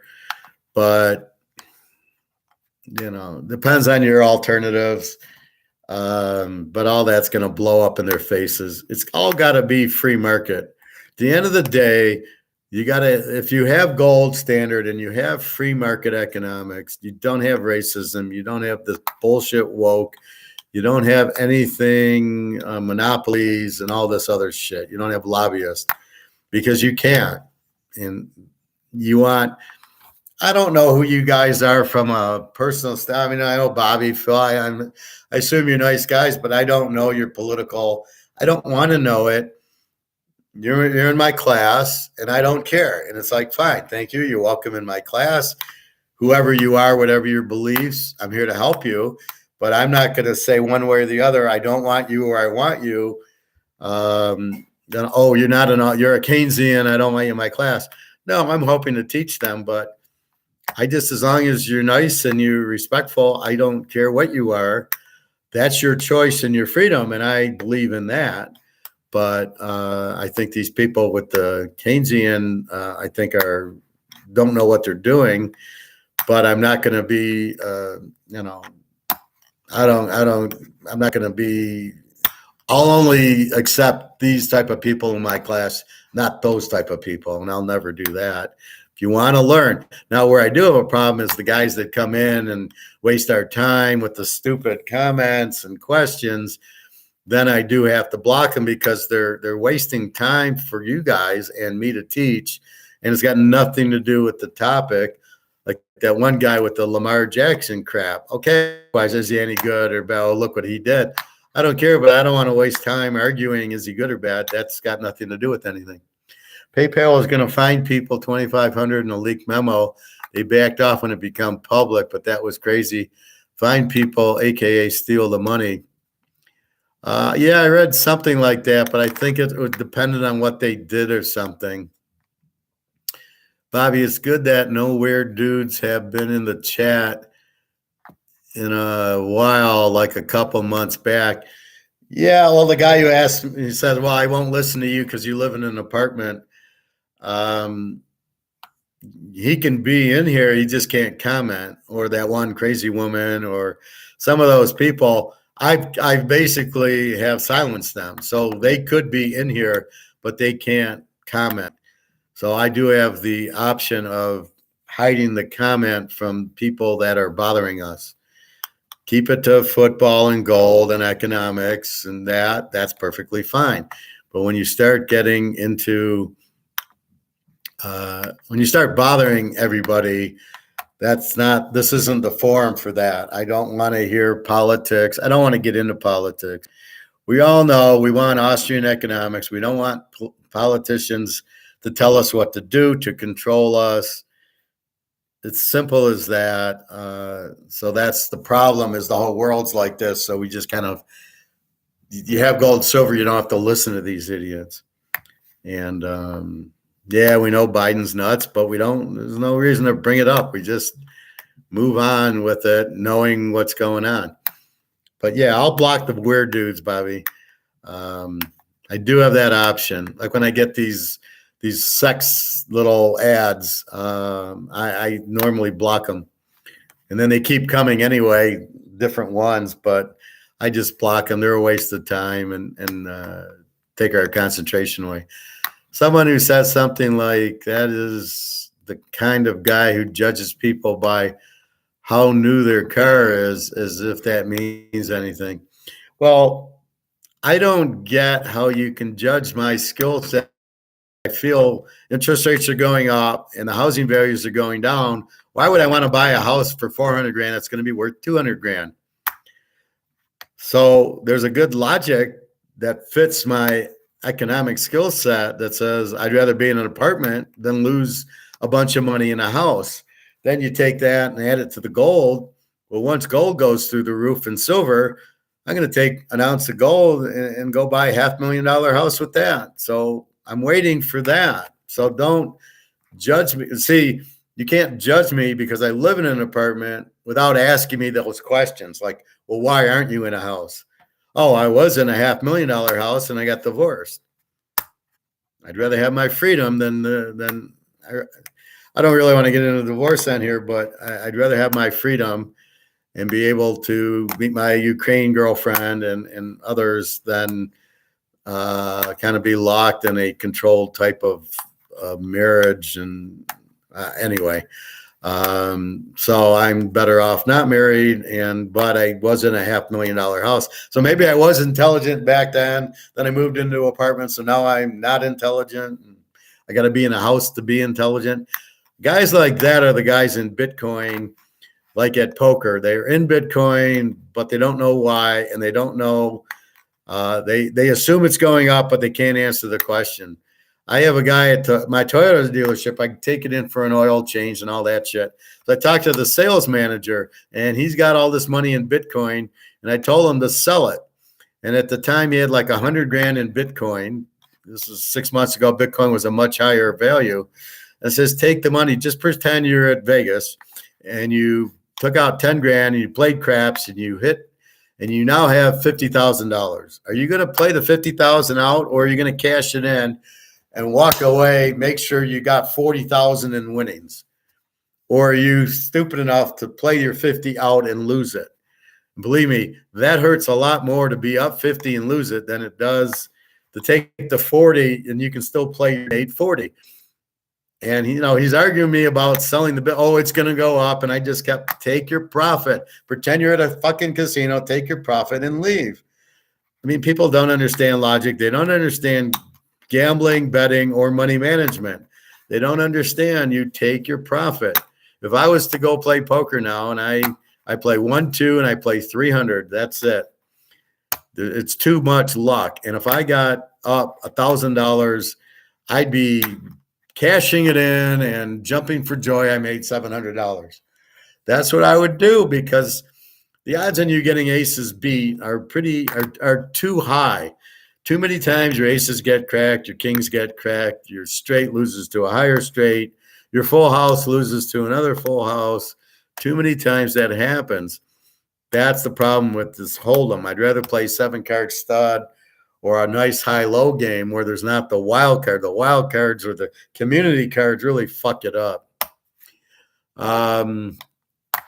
I can make payments, Phil. I can make payments on a new car like lots of people, but I prefer owning an older car with no payments. Allows me to buy more coins. Well, exactly, Phil. I had an an 03 Camry for 15 years, and I just bought a new Camry in 2018, and I didn't have car payments. I paid it off in 3 years. I didn't have car payments. So for your thing, I could buy other stuff. Now I got an 18 Camry that I just finished paying off, and it's 2022. I paid it off 4 or 5 months ago, or more. I paid it off in March, I think. So yeah, I don't have to make this car payment every month. I got a car. I don't like it. I don't like what Toyota did. It's too small. It's too hard. I think that's why my back gets hurt sometimes. It's the seats aren't right. Too many blind spots. I turn around, I almost run over kids because they're right behind me and I can't see them looking out of my car. It's insane. Bobby, Professor, do you like blackjack too? I like all the games. I don't like what they've done to blackjack, but I play a lot of blackjack, or at least I used to. Camry is a great car. I have a similar reliable car, Honda Accord. Yeah, I like Toyota better than Honda, just my personal preference. But yeah, they're both much better than GM and Ford crap. Ford's the worst. They're run like the Lions. So yes, they really are. The Lions are run like Ford. Bobby, I like blackjack. I play a system of increase my bet when I win and decrease my bet when I lose. So if I play $5 blackjack, and if I play $5 blackjack and I win, my next bet's 2 units, then 3 units, then 5 units. I keep 5, then I go to 7, then I go to 10, and I keep 10. That's how you win at it, by increasing your bet and looking for a winning streak. That's the only way you can win at it. But when you're losing, you just stay with 1 unit. So if it's a $5 unit or a 10 or 25, whatever that unit is, as you're losing, it's 1 unit. As you're winning is when you start increasing. And I don't have to go 50% to win. I could lose 5 hands in a row, lose $25 at $5, then get on a winning streak, and my 5 goes to 10, to 15, to 25, and I win the 25. I won 4 hands. I won the $5 hand, the 10, the 15. I won 4 hands, and I'm up $40, where I've lost 5 hands and lost $25. I'm plus $15, but yet I've won 4 and I lost 5. Where else could you do that? That's how you play blackjack. Craps I play, and poker, roulette. If I play roulette, I don't fuck around with the numbers. I'll play red, black, odd, even, and just go with the streak. If red or black's hitting, keep in mind the dealer is aiming for the green. There's the 0, double, 0, fuck everything up, and they really fuck the odds up. Because how is red and black even money when there's 0 and double 0 greens, which means there's, 36 numbers. So there's 18 red, 18 black, but it's not out of 36, it's out of 38. It's really not even money. That's where they get you, is the odds aren't right. And that's what you go. So I play a little roulette. Again, you know how I play it. If whatever's hitting, black or red, odd or even, I more or less play the color. Well, you do play more than blackjack's baccarat. Baccarat's such an easy game. And since I play streaks, it's so much easier. It's whoever's closest to the 9, but you don't make decisions like in blackjack. Here's the biggest difference. The dealer's handling it. So if you got a natural 9, a natural 8, the game's over. If you have like a 3, based on the rules, you'll either take a card or not, but that's not your decision. The dealer will do that. But the difference is in blackjack, if the dealer gets hot or you get cold, you keep busting, you're fucked. There's nothing you can do. You can't play the dealer's hand. You can in baccarat. You can play the dealer's hand, called the bank, or the player. You can play either one of those. So if the dealer's hot, you bet on the dealer. If the player's hot, you bet on the player. That's it. And it's just, he deals it in the middle. So there could be 5 guys and they could all bet bank or player, and you can bet tie, which your odds probably aren't that good. But that's the difference between that and blackjack, is you can bet on the dealer where you can in blackjack. And it's just the same streak. Dealer, dealer, dealer. I'm betting dealer until bank hits. Bank, bank, bank. I'm betting bank till player hits. Sometimes there's a pattern. 2 banks, 1 player. 2 banks, 1 player. 2 banks, 1 player. 2 banks. I'm betting player. Okay, now I'm back on bank. Whatever the trend is what you're doing. That's why I'm so good at it. My background is a mathematical trend, as a trend mathematician, which is what I do in football, right? I'm looking for the trends and who to play. And that's the same thing here. So that's what you do in baccarat, which is what's better than blackjack. Plus blackjack, they started fucking around with the odds. It used to be 7-6 for a blackjack. Now it's like 6-5. Well, that's a huge difference in odds. And I don't even know if there's still 6-5 or not. It could be even money. Then all this bullshit. We'll bet before the flop, and then it flop. Then they deal the cards. Then you make another bet and another bet. What the fuck is all that? Caribbean blackjack, or Chicago blackout, whatever it is. It's just insane. So I don't really like that. That's why I stick to poker. It's me against you. And you don't want to play against me. I can read you pretty well, and I read you by your bets. Poker's a game of betting. So you read the player based on his bets, not really the player. I don't even look at the player because I don't know what I'm going to say. I do so many fake tells. If you looked at me, you wouldn't have a clue what I got, good or bad. But you can figure me out by my bets. That's the key to it. And sometimes I fool people. If I have a real strong hand, I might check. It's in an ace flop, so I check because I'm playing. I don't want to bet into aces. But people think I've hit like set of aces, so they won't bet me either.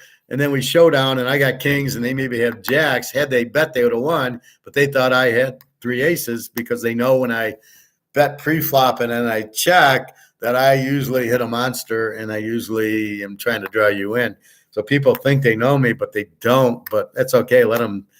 I was in Vegas at Caesars for a holiday, and I got no hands. I got 2-7, 2-8. I don't usually play those. Very, very real, unless I'm big blind, maybe small blind for $2 and hope I hit the flop.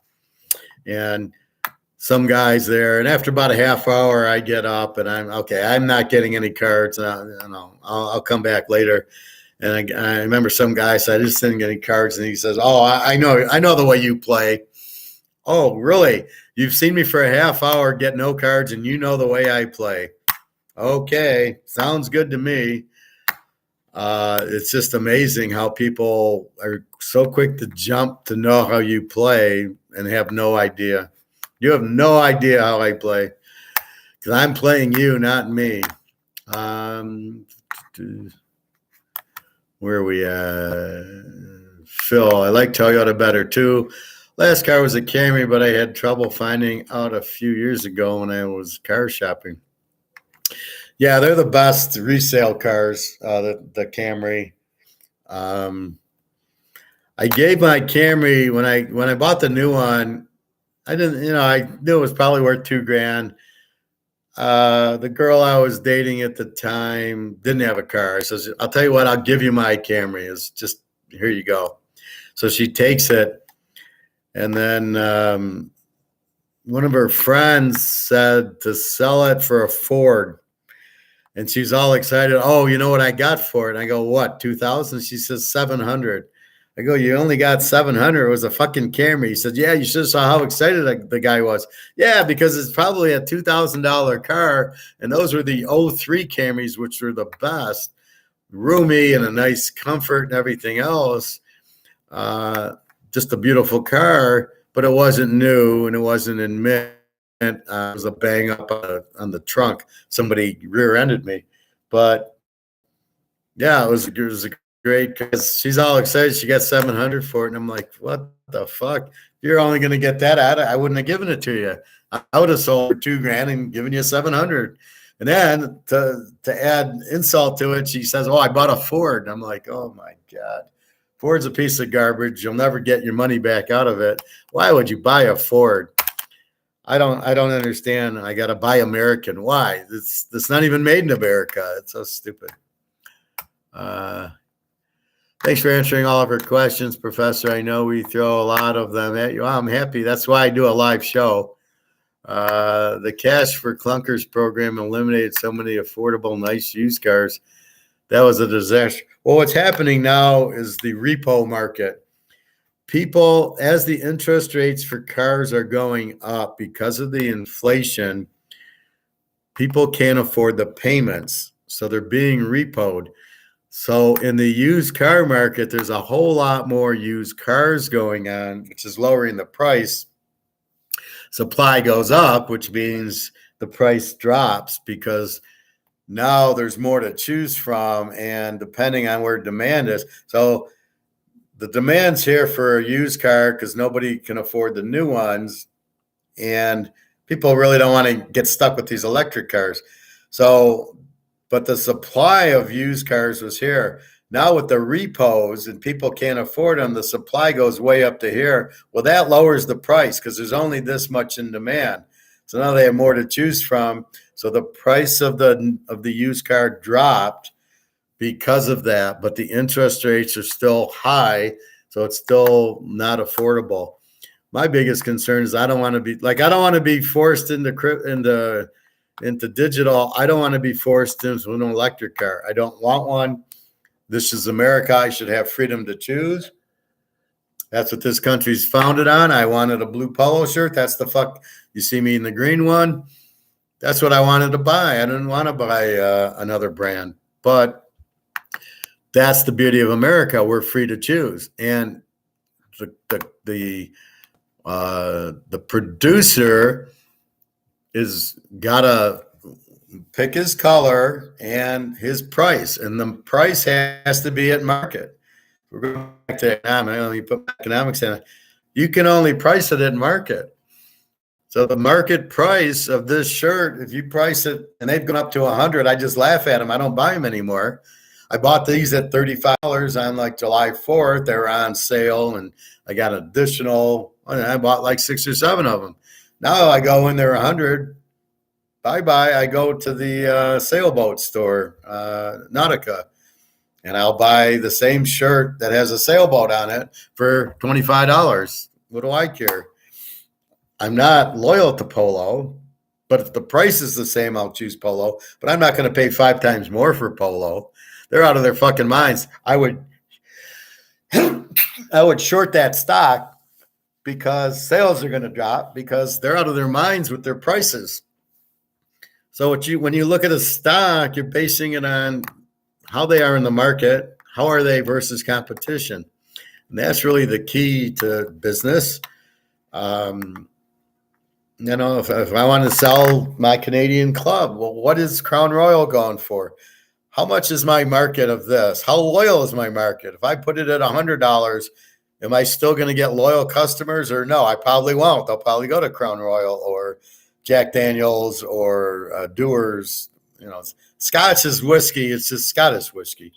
And so when they give you like Jack Daniels or Maker's Mark, Tennessee, it's just where the whiskey's made.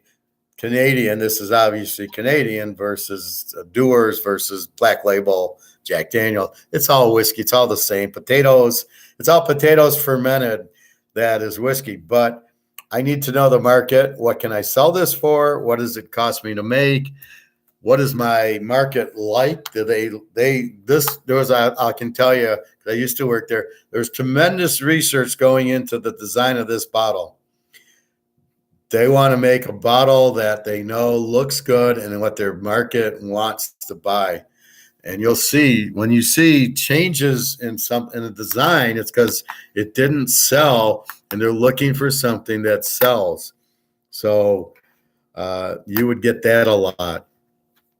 But the market is that's what the beauty of America is the market that says, this is what I want, this is what I want, and this is what I'll pay for it. And the government has a way of planet. What do you mean save the environment? What's going to happen? We're on a fucking planet. It's made out of gas. There's a core and a mantle, and there's a bunch of gold inside of it because of asteroids that hit it. What the fuck are you talking about? How am I going to ruin the planet? It's a fucking planet. So I hate those arguments. Oh, it's global warming. What the fuck is that? What is warm? It gets cold. Now it's cold. Where's global warming? Wouldn't global warming mean it's warm in December, not just cold? Is this what we're talking about? What the fuck are you talking about? Anyway, that's the whole thing when the government tries to scare you into, the economy, the climate's bad. You need to buy electric cars. You need to get rid of oil. You need to use windmills. What the fuck is that? Where's that coming from? Who's behind this? And what's the real story? Who'd not want to be in oil? And don't you think the Russians and the Saudis are going to be a little bit pissed about not selling their oil? Is this really where you're going? Which is another reason that the BRICS countries are telling the U.S. to go fuck off, and we don't want to use your dollars because of that.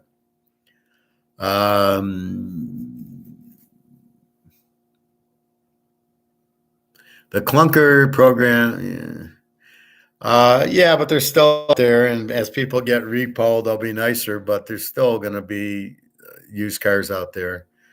So explain the clunker program. In other words, who's buying it, and then what are they doing with the cars, right? Are they blowing them up, or are they now somebody else is selling them? That would be somebody's getting the cars or selling them. How about silver maple leafs? I'm thinking of getting some of those next. Bobby, as long as you get a silver ounce, you want to pay the least amount. So the Buffaloes, the Maple Leafs, the British. I don't think there's silver Cougarans. I know there's Maple Leafs in Britannia. So England, Canada have silver. They're all the same. What you're looking for are 1 ounce. That's all you care about, Bobby. It's set and it's got to say 1 ounce and mostly stated card, right? You get a PS, so they'll pay you a lot more because they know what they're getting. And when these silvers are 9.99 1 ounce, people know it's silver 9.99 1 ounce. They'll give you more for it. That's the point. But it doesn't matter, Bobby, as long as it says 1 ounce. Maple Leafs are very pretty. This gives you a little diversification in your collection or in your, well, not a collection, but in your silver. Go buy Britannias too. They're British. They look nice. So any of that, that's perfectly fine as long as it says 99999 silver and 1 ounce of silver on it. Then buy. If it doesn't say 1 ounce of silver and it doesn't say 9, don't buy it. Not that it isn't, but then you'll have a harder time selling it, and that's not the point. Phil, ever seen an electric car catch fire? No. It burns to the ground in about a minute. Scary. Well, I wonder how safe they are. And I heard that the batteries go, and it's expensive to get a new battery, but they go quickly. And anything with the battery, I remember having stock in the 90s. They were coming out with this new battery called the Redox, and it was supposed to be this revolutionary battery. They never could make it. And the stock was like a 50-cent stock that went to $1, went up to $4, and then back to 30 cents. And the battery never came out because they could never make the battery that would last a lot longer and be more efficient. So batteries do not last long. It takes a lot of silver for the battery, which is good for our silver. But the battery's not going to last, and it's expensive to get a new one. This sounds like a scam. Buy an electric car. I would never buy one.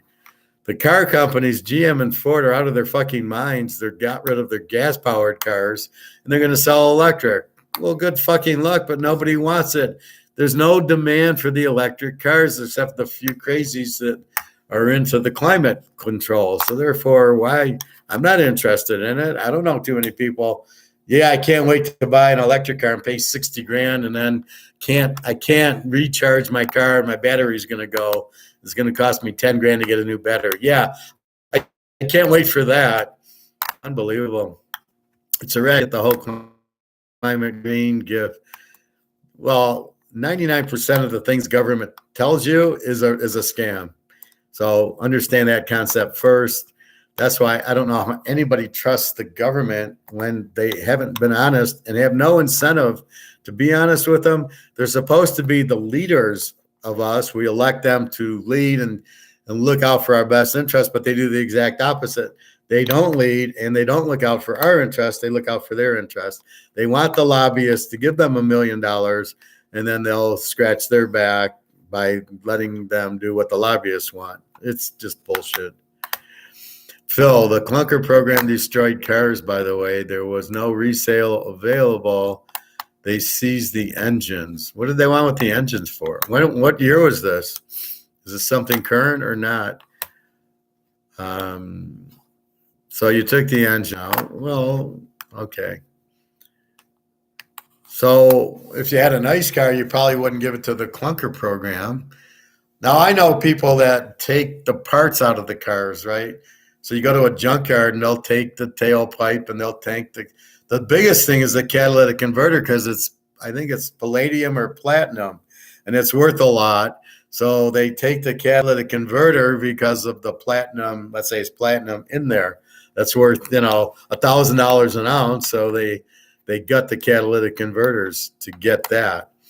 So yeah, if something's worth a lot more, they will do that.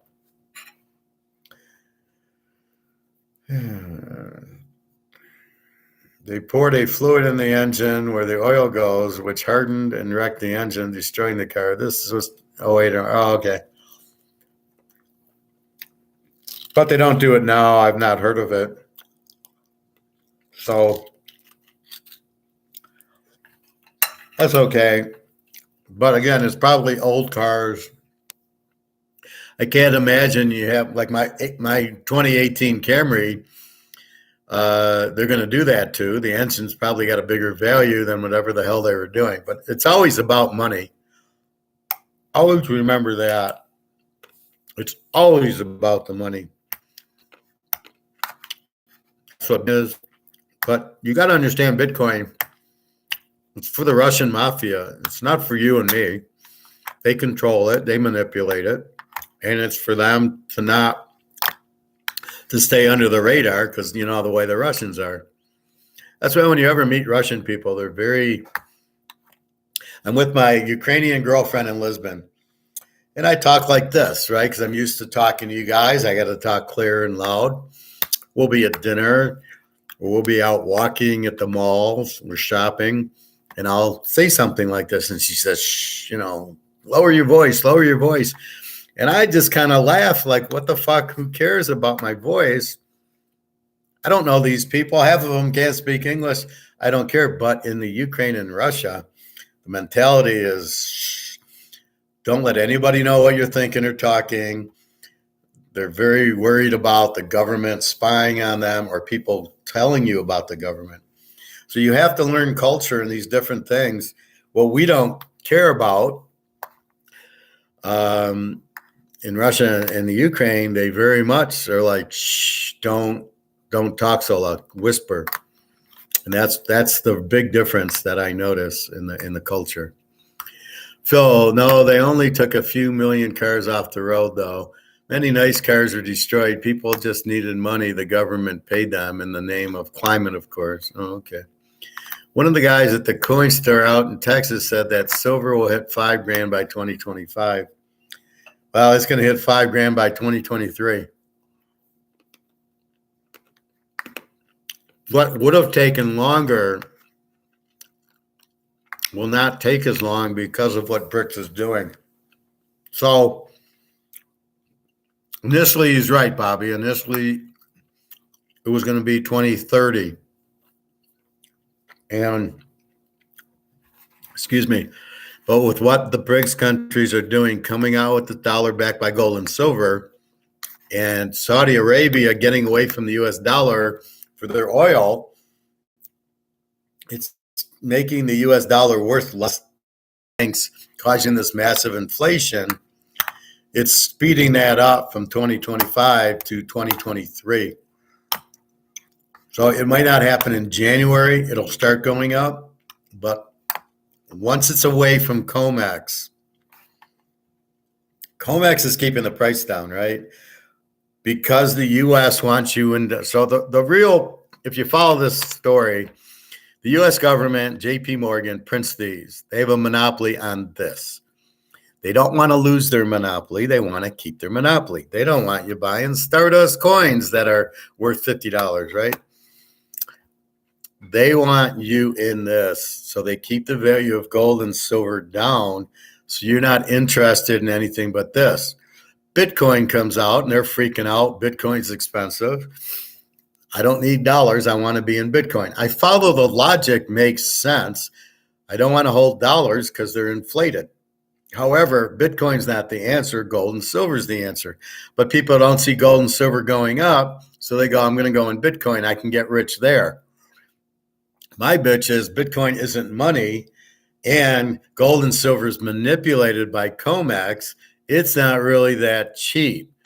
So because the U.S. wants the monopoly on this, they're keeping gold and silver down on purpose by J.P. Morgan, who runs COMEX, who also runs the Federal Reserve, who prints these things. So the guy printing this monopoly says, keep gold and silver low, but the story and the plot backfire. So instead of you got to buy US dollars, what's happening is the sleeping giants, Russia and China, wake up going, fuck, gold's so cheap. In India and Saudi Arabia, all these oil sheiks, what do you think they're buying? They sit there and go, well, fuck, gold's only $1,800 an ounce.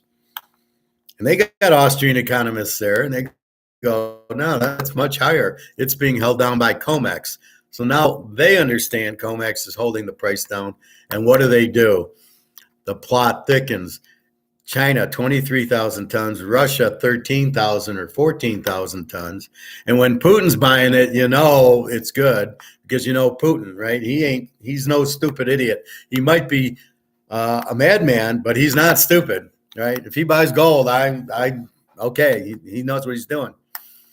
So it's backfired because now they're going to give up control because the gold's going to control everything, and that's India and China and Russia. They're the ones going to control everything, and the U.S. is fucked up by keeping gold low, has allowed central banks and these countries to buy it cheap and buy what they did. And they printed their money and bought and bought and bought. And now we're just waiting for it to go up. And the U.S.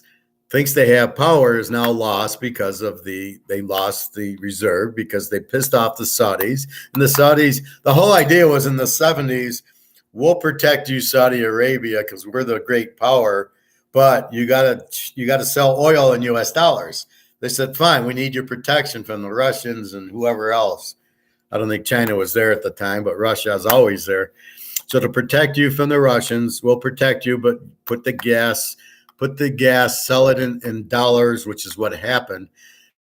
And that's why we were the central reserve currency. But now we pissed off Saudi, and Saudi says, well, fuck you, U.S. Now we'll play with Russia and China. They're the powers. They'll protect us from the gas. And that's where the game is now at. And I got to block this.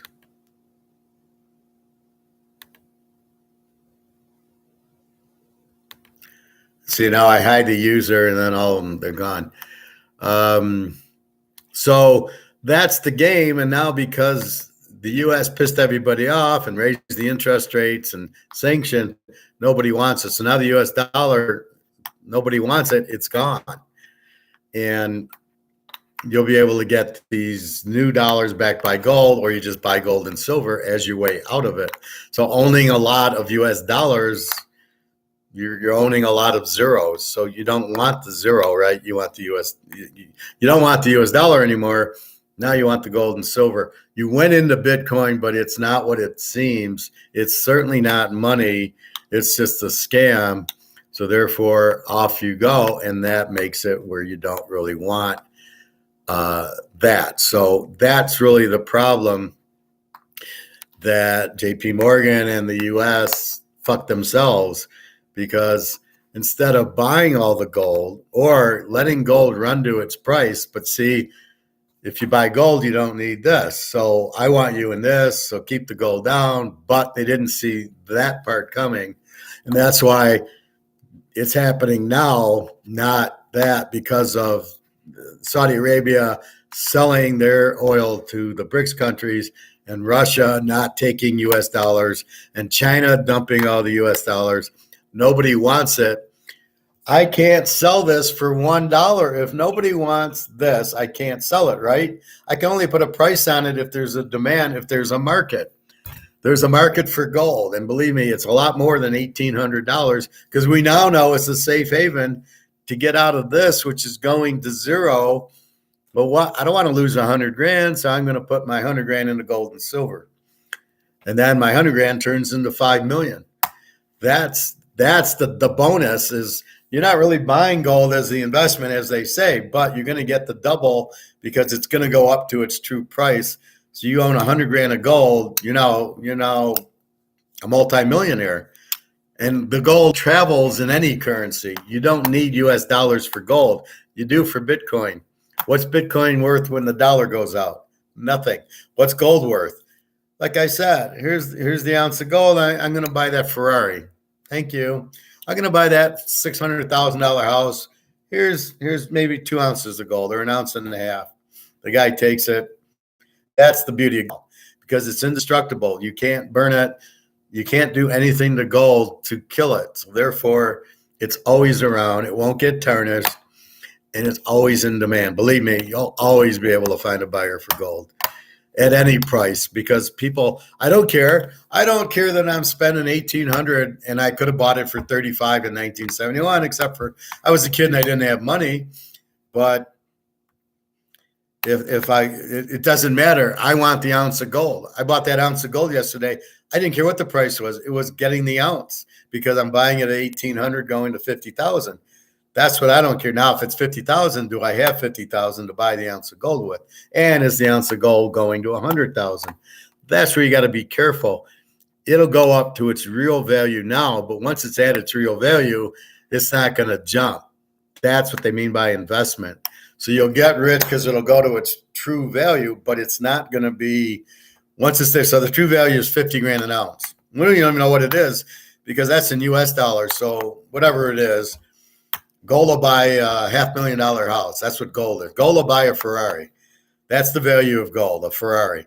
And then, but it's not going to double. So gold will be worth 2 Ferraris. Gold will be worth a Ferrari, and that'll be it. Then if it stabilizes, gold buys your Ferrari. That's the value of it. And it won't keep going up. But now it'll buy you nothing, but then soon, here's the real price. It'll go up. And once it's at the real price, it's not going to double again because this is now supply demand. This went from $2 to 50, but it's not going to 500. 50 is the market for it. So the market for gold and silver, but there'll be huge demand all over the world. So it'll still go up a lot. Phil, if car CO2 was so bad, wouldn't every tree and the grass along the highways be brown and dead around it? Never gotten a good answer to that question. It's clear to me it's not about saving the planet. Well, it's just like global warming. That's bullshit. Some guy who calls himself a doc. Well, look at this idiot with the COVID. Oh, COVID. Why aren't we all dead? See, that was my comeback. If COVID's so bad, why aren't we all dead? Why am I still alive? I would have gotten COVID and died. Why do people who get COVID stay alive? Why do we need the vaccine, which is basically trying to kill us? The vaccine is not, you know how it doesn't help you get COVID? Because you die from it. It kills your immune system. That's what the COVID vaccine is. It hurts your immune system. But, you know, if you're 90 years old and you got,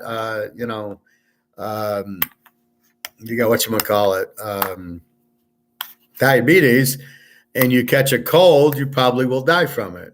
So they just call the cold COVID, or you get a pneumonia. How many old people have a pneumonia and die? That's because they're old and their lungs can't take the water. But that's just normal. But the COVID vaccine was made to kill your immune system, to kill you. That's why it's there. They're trying to kill us because there's too many people on the planet, and some Nazis saying, well, it worked in World War II. We put everybody in the concentration camps. Let's do it this way. That's exactly what's happening in real world. Bobby, one of the guys at the coin store out in Texas. Oh, okay, we already read that. CO2. Bobby, I guess we spoke too soon about the chat not having any BS. Well, that I get, and that all I do is hide it. I didn't really delete the message. If I right click on it, it gives me choices. I go hide this chat. So that's what it is, but it's advertising. We seem to get that every show eventually. Yeah, and they make it mandatory to get most jobs, etc. It's even asked on job applications too. Yeah, the job applications are getting really weird. Am I a male or a female? Am I white, black, Oriental, mixed, Indian? They ask for my origin. What the fuck is that for? What does that have to do with it? Do I have a master's in finance for a finance job? What difference does it mean if I'm a man or a woman, or I'm black, white, or green?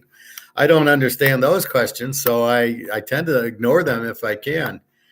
And then I'll get interviewed, and if I'm not a minority, I don't get the job now. I'm being kind of harassed that way. Oh, wait, no, you're a white male. Sorry, we can't give you the job.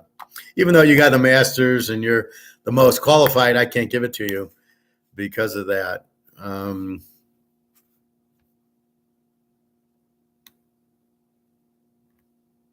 I must have hit something. But that's what happens. So my pool closes at 4:30. So I got a little bit more because I want to eat because I'm starving. I had a little of my avocado, but that's okay. I don't mind. This is how you fast correctly, right? Well, forget the avocado, but I mean, you get busy in this, you don't think of food, and that's really the best way to be healthy and diet. Bobby, yeah, things have gotten very silly these days. Well, that's the woke and that's the politics. And that's what nobody wants it. And it's being shoved down our throat. And eventually it'll come back to bite them, just like the gold things, right? We'll keep the price of gold down so nobody wants it. But enter gold, China, Russia, and India. And all of a sudden, wait, oops, we didn't want them to buy it. And we didn't want them to buy so much of it. And we're fucked now, right? We wanted them to be in US dollars. Well, guess what? Nobody's in US dollars. That's the problem. That's why it's collapsing. And the inflation doesn't help. Who wants to be in inflated dollars? So the dollar's worth less. Who wants to hold it, which gets you in the gold and silver if you're smart enough. If you don't know what's going on and you listen to a financial planner who's a communist, which most of these Keynesians are, what do they tell you? Oh, buy just be in stocks and bonds. But the bonds are all going to blow up because the value of them are all dropping because of the inflation and the interest rate. So you're fucked in bonds. You're fucked in cash because it's losing value. Even if you hold it and they don't change it, the $100 now buys you about $5 worth of goods, right? From the 100. I bet Oreos came out in the 1960s were 25 cents for the big tin of Oreos. Now they're $5. So you can just see from gold, 35 an ounce to 1,800. That's all you need to know. That shows you how much the dollar has dropped. And the more they print, that's why it's going to 50,000 is just because they're printing so many trillions of dollars that you're dividing, right? Before it was 1,800, but even that number isn't right because it's derivative and it's being forced down, not by the market. Once you let the market back in, that's where I'm getting 50,000 because all of a sudden the derivatives aren't holding it down. The demand for it in Europe, Russia, China, and India are so strong, they'll buy it. And there's only so much gold. And it doesn't matter where it is. Like our gold guy gets it. Where do you think he gets it from? Where do you think when I go to the guy's store, where's he getting it from? We're buying Krugerrands. That's South Africa. So people were in South Africa, bought it, brought it home. Okay, I need money. They come to my gold guy. My gold guy he's not buying Krugerrands. Where's he going to buy Kruger? He only buys Eagles, but Krugerrands and Maple Leafs are at his store. Where are they getting, so where's it coming from? Well, people who bought them from there. So that's really the thought is you're trying to protect yourself and your family. And the only way to do it is gold and silver. Bitcoin won't do it. It's not real money, and money is losing value, and bonds are out, and then stocks. Well, I'll buy Microsoft, but they're going to crash because as the economy goes down, less people are going to buy those type of products. They're just going to buy energy, rent, and food, right? That's it, and some clothes. Maybe you just wear your old shit. Sorry, we're not going to buy new clothes. We're certainly not going to buy cars. So you don't want to be in car stock. And you're not going to buy $100 polos. So you're not going to be in that. And that's what happens. So that's really what is going on in English. But nobody tells you that. And even these idiots on YouTube aren't telling you that, unfortunately, which is really frustrating. So that's what's going on. I think I'm going to have lunch. It's been 3 hours and 30 minutes. It's funny though. Like I say, in a regular class, if we're at U of M and we had to sit through a 3.5 hour class, we'd be asleep. We'd need a break. Here we just keep going. We listen. Everybody's enjoying. People, I don't know how people watch this back. They watch a half hour at a time, or because I labeled it. This is football Sunday, and they've already heard my football Friday, and I touched on it yesterday, so they already got the message on who I like. This is just, there's a few, we know it's Rodgers and Fields type of thing, but there's so much more in it. Well, thank you, Bobby. I appreciate that. I try to make it epic. But the key is understanding what you're saying, what you're teaching, and thinking of the student to make sure he understands it. That's the critical part. And what was I going to say? If you ever know anybody that's really got a hard time speaking, have them do what I do. If you're a little shy or you don't know how to talk in front of people, have them do this. Even if it's talking about whiskey or the Stardust casino chips, even if it's for 5 minutes, you get on here and you do it live and you get the feedback. It's amazing. Now I have no problem speaking in front of people where, when I was real young, I was shy, but it's because you don't know what to talk about or how to handle the audience. But after doing this, it's a piece of cake. Phil, would have been so cool if I had this class in college. None of them were as enjoyable as this. Thank you, Phil. May I ask where you went to college? I went to Oakland University, and then I went to Walsh, which is an accounting and business school in Detroit. What's not epic has been Aaron Rodgers and the Packers season. They're struggling yet again. Well, he's had trouble with the receivers, and their defense, the coach is terrible. I mean, that's like Tampa Bay. Let's go to Tampa Bay. They're terrible because their coach is terrible. I mean, again, he's the guy who coached the Jets, and they lost every game. Why would you make him your coach? Even with Tom Brady, he doesn't know how to coach. He happened to be the coach's assistant, and the other coach was good, but he retires. Well, you got to get a good coach. So now you got a shitty coach.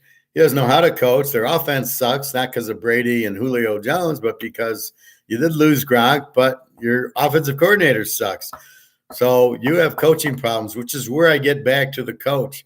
And none of these coaches are any good. I'm curious how bad Miami looks tonight. And I did take them getting the 9.5, 10.5, real small. But how are they going to handle? Now, he should know the Niners. He was the towel boy for them the last few years. He should know Shanahan. He should know how to handle their defense. But again, we don't know. Anyway, I'm going to go have a quick bite off to the pool before it closes, and then I'll watch whatever game's on. And again, so your afternoon games are Miami at the Niners. I kind of like Miami, not strong. I like Seattle. That's your free game against the Rams. San Diego, Oakland. I like San Diego as the dog and Oakland on the over. KC, Cincinnati should be a great game. I like Cincinnati as the dog and the over. Tonight, Indy, Dallas. Good fucking luck with that one. I would watch it. Dallas, Indy, I'd say I'd go over, but really I have no idea. And New Orleans, Tampa. I guess I like New Orleans as the dog because I like Brady and Julio Jones and Evans. So it's a crapshoot over and under. Again, the point of this class with everything I teach is expected outcome.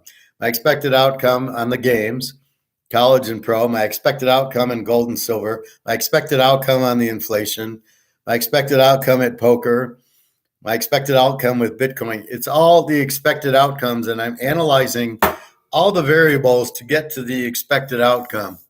And that's what I'm doing, and that's what I want to teach you is to think of it in those terms. I'm trying to get the expected outcome of something. If a girl smiles at me and I smile back and I ask her out, the expected outcome is she goes out to dinner with me or she goes out for a drink. The expected outcome of what you're analyzing to get it. If I'm betting this team is the expected outcome, like my free pick, Seattle, the Rams. My expected outcome is Seattle wins because I don't have Stafford, I don't have Aaron Donald, and I don't have Cooper Kupp. What's the Rams going to do? Seattle needs the game. I'm very healthy with Smith and Metcalf and Tyler Lockett and Walker. I expect Seattle to win because of those reasons. So you have to build the foundation, and this goes through anything, to get to the expected outcome. Why are we buying gold and silver? Well, we have a reason, because they're inflating the money. How are they inflating the money? They're printing it too much. They're telling us they're inflating the money.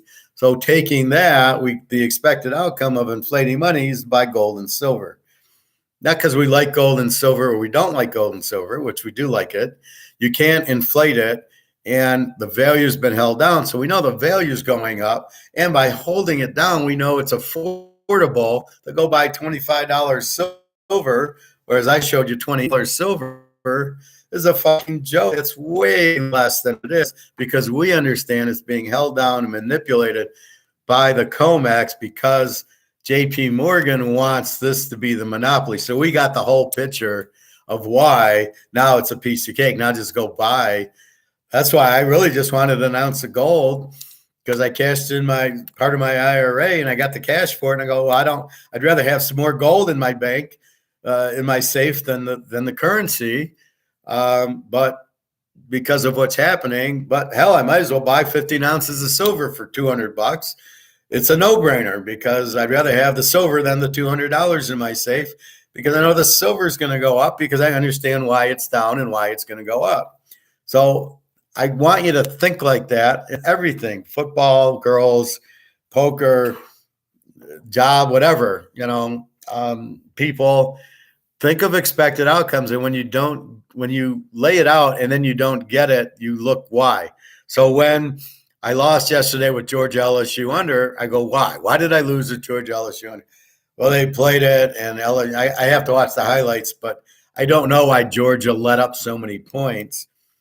Was it injuries? Was it they just pulled their starters and LSU scored a lot with the running quarterback? Does that bother Georgia, the running quarterback? They don't have one. TCU does have a running quarterback. Do I have to be careful with that? Michigan, Ohio State do not. So if Georgia plays TCU, should I worry?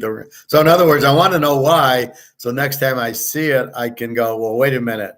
And that's why I try to look for common things that try to help me what's going to happen here. So that's, when I look at the football, that's what I'm doing. Tennessee played Kansas City and Green Bay good. They should play Philadelphia good. That's the expected outcome of what I'm looking for. So anyway, that's the whole point of the class. You're trying to understand that.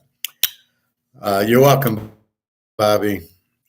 Well, I hope it's not Aaron Rodgers. It's his coach. It's his receivers. It's the injuries and everything else.